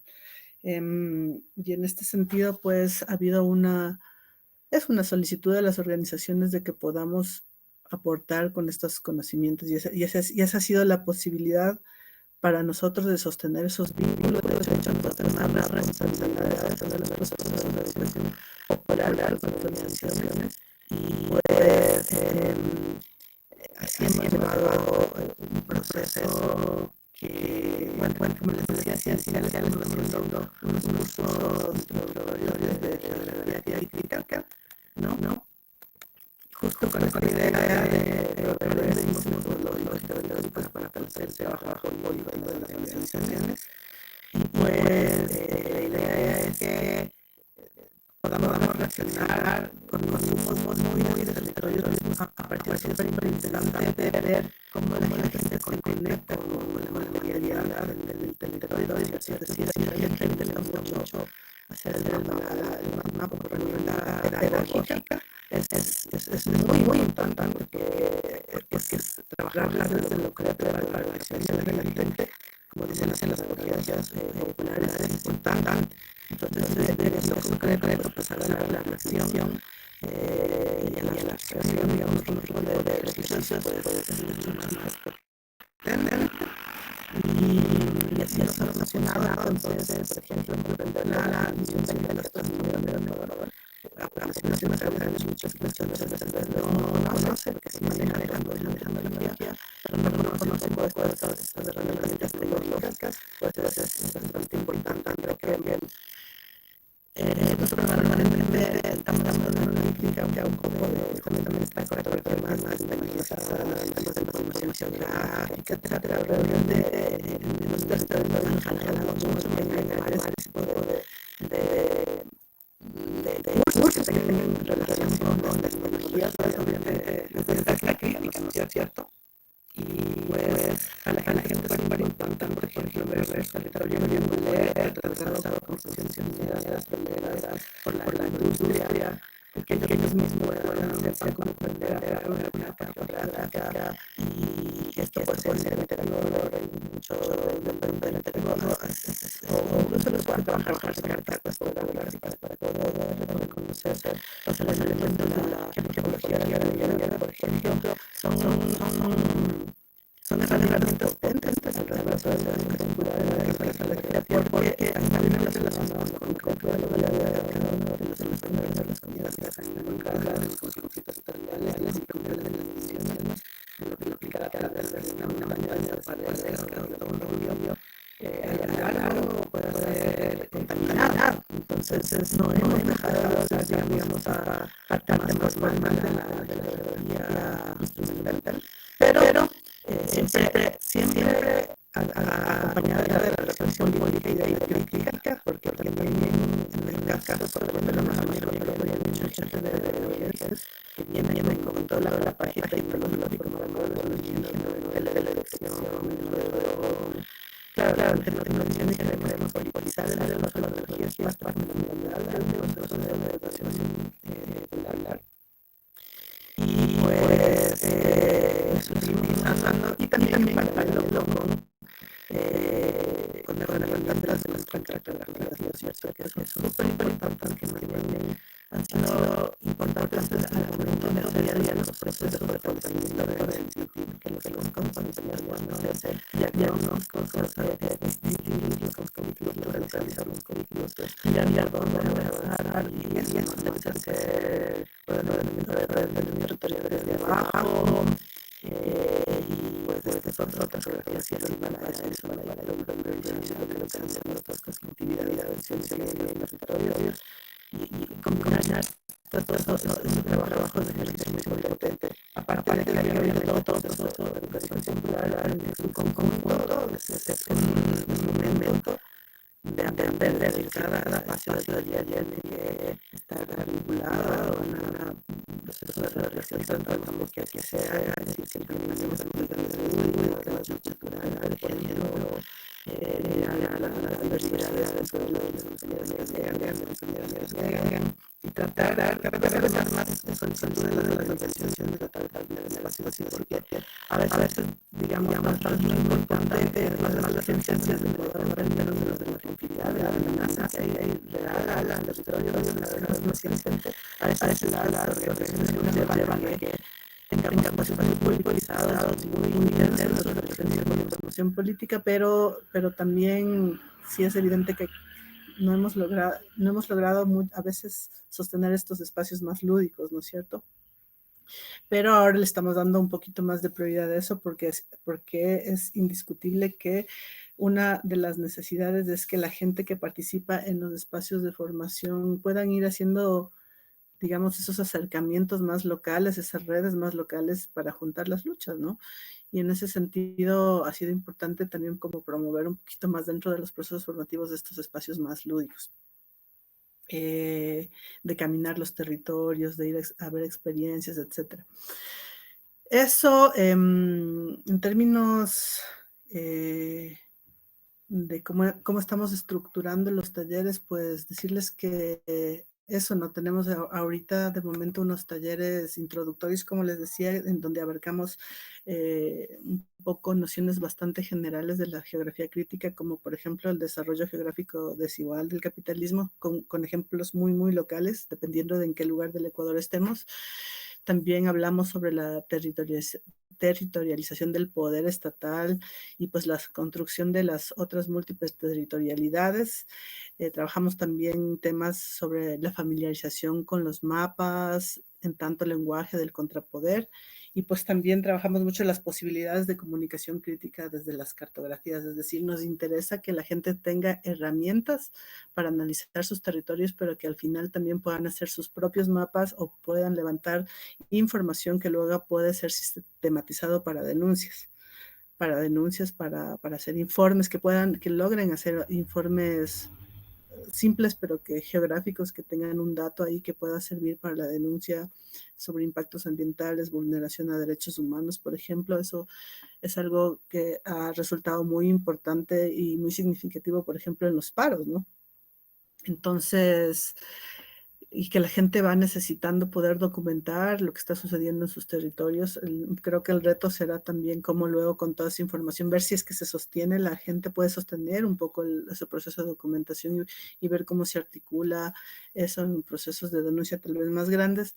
Pero también estamos trabajando por otro lado, hay, digamos, algunos cursos que se han realizado y algunos compañeros que han atravesado estos cursos, y pues también que se quedan con interés de continuar, ¿no es cierto? Entonces, cómo más poder articular procesos de reflexión alrededor de la geografía crítica, y después que hemos hecho algunos cursos especializados.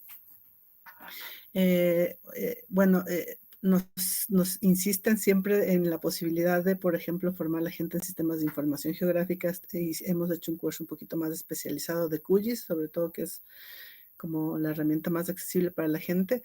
Nos parece que sí ha resultado bien, digamos, porque como es gente que viene del proceso anterior, que luego llega a hacer un poco de especialización, sí creo que hemos logrado vincularlo también a que aporten, por ejemplo, a las organizaciones haciendo informes geográficos, recolección de denuncia para conflictos específicos. Entonces, en alguna medida esto sí ha sido posible y es la idea. Estamos un poco queriendo mover el tema, aunque está ya una estructura básica, un curso especializado de geografía feminista y de ordenamiento territorial desde abajo. En esta necesidad, bueno, sobre todo con esta oportunidad que tenemos con los pueblos indígenas de poder hacer ordenamiento territorial desde los territorios que son autodeterminados, ¿no es cierto?, en un estado plurinacional. Entonces es una oportunidad cada vez un poco más difícil, pero la gente todavía tiene como esta necesidad de apostarle por ahí y jalarse esa lucha, ¿no? Eso, obviamente estamos trabajando con alternativas territoriales y autonomías desde la agroecología también, que es algo que estamos un poco proyectando hacer en los próximos meses, y un poco estamos trabajando así con la escuela, por contarles. Siempre el reto y la limitación es un poco cómo se sostiene este proceso. Creo que dentro del colectivo de geografía crítica es importante tener compañeras que justamente activen no solamente con el proyecto que es pagado y que financia muchas de las cosas de la escuela, pero que también tengan la posibilidad de acompañar sin estos fondos, ¿no? Siendo que cada vez es más complejo conseguir fondos para trabajar estos procesos, y hay un compromiso político con las organizaciones para sostenerlos. Entonces, esa es una de las dificultades, y también cómo, en nuestro caso, cómo podemos llegar a un nivel de reconocimiento por parte del Estado de estos procesos, o vínculos con otras instituciones educativas para que puedan emitir certificaciones, por ejemplo, que puedan ser útiles a la gente que va a estos cursos, que siempre es importante. Estamos como viendo las posibilidades de resolver eso. Tenemos algunos colegas como el Manuel que está por acá, justo con el que estábamos conversando estos temas, y también compañías que están vinculadas a las universidades diversas del Ecuador con las que hemos podido resolver en alguna medida, ¿no? Con convenios. Eso les podría comentar así rapidito que estamos haciendo como geografía crítica.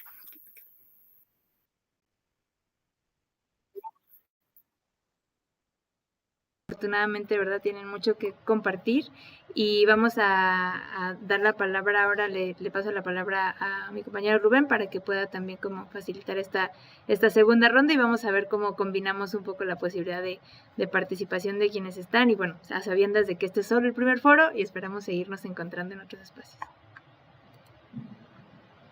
Bueno, gracias. Entonces, esta segunda ronda, tomando en cuenta que ya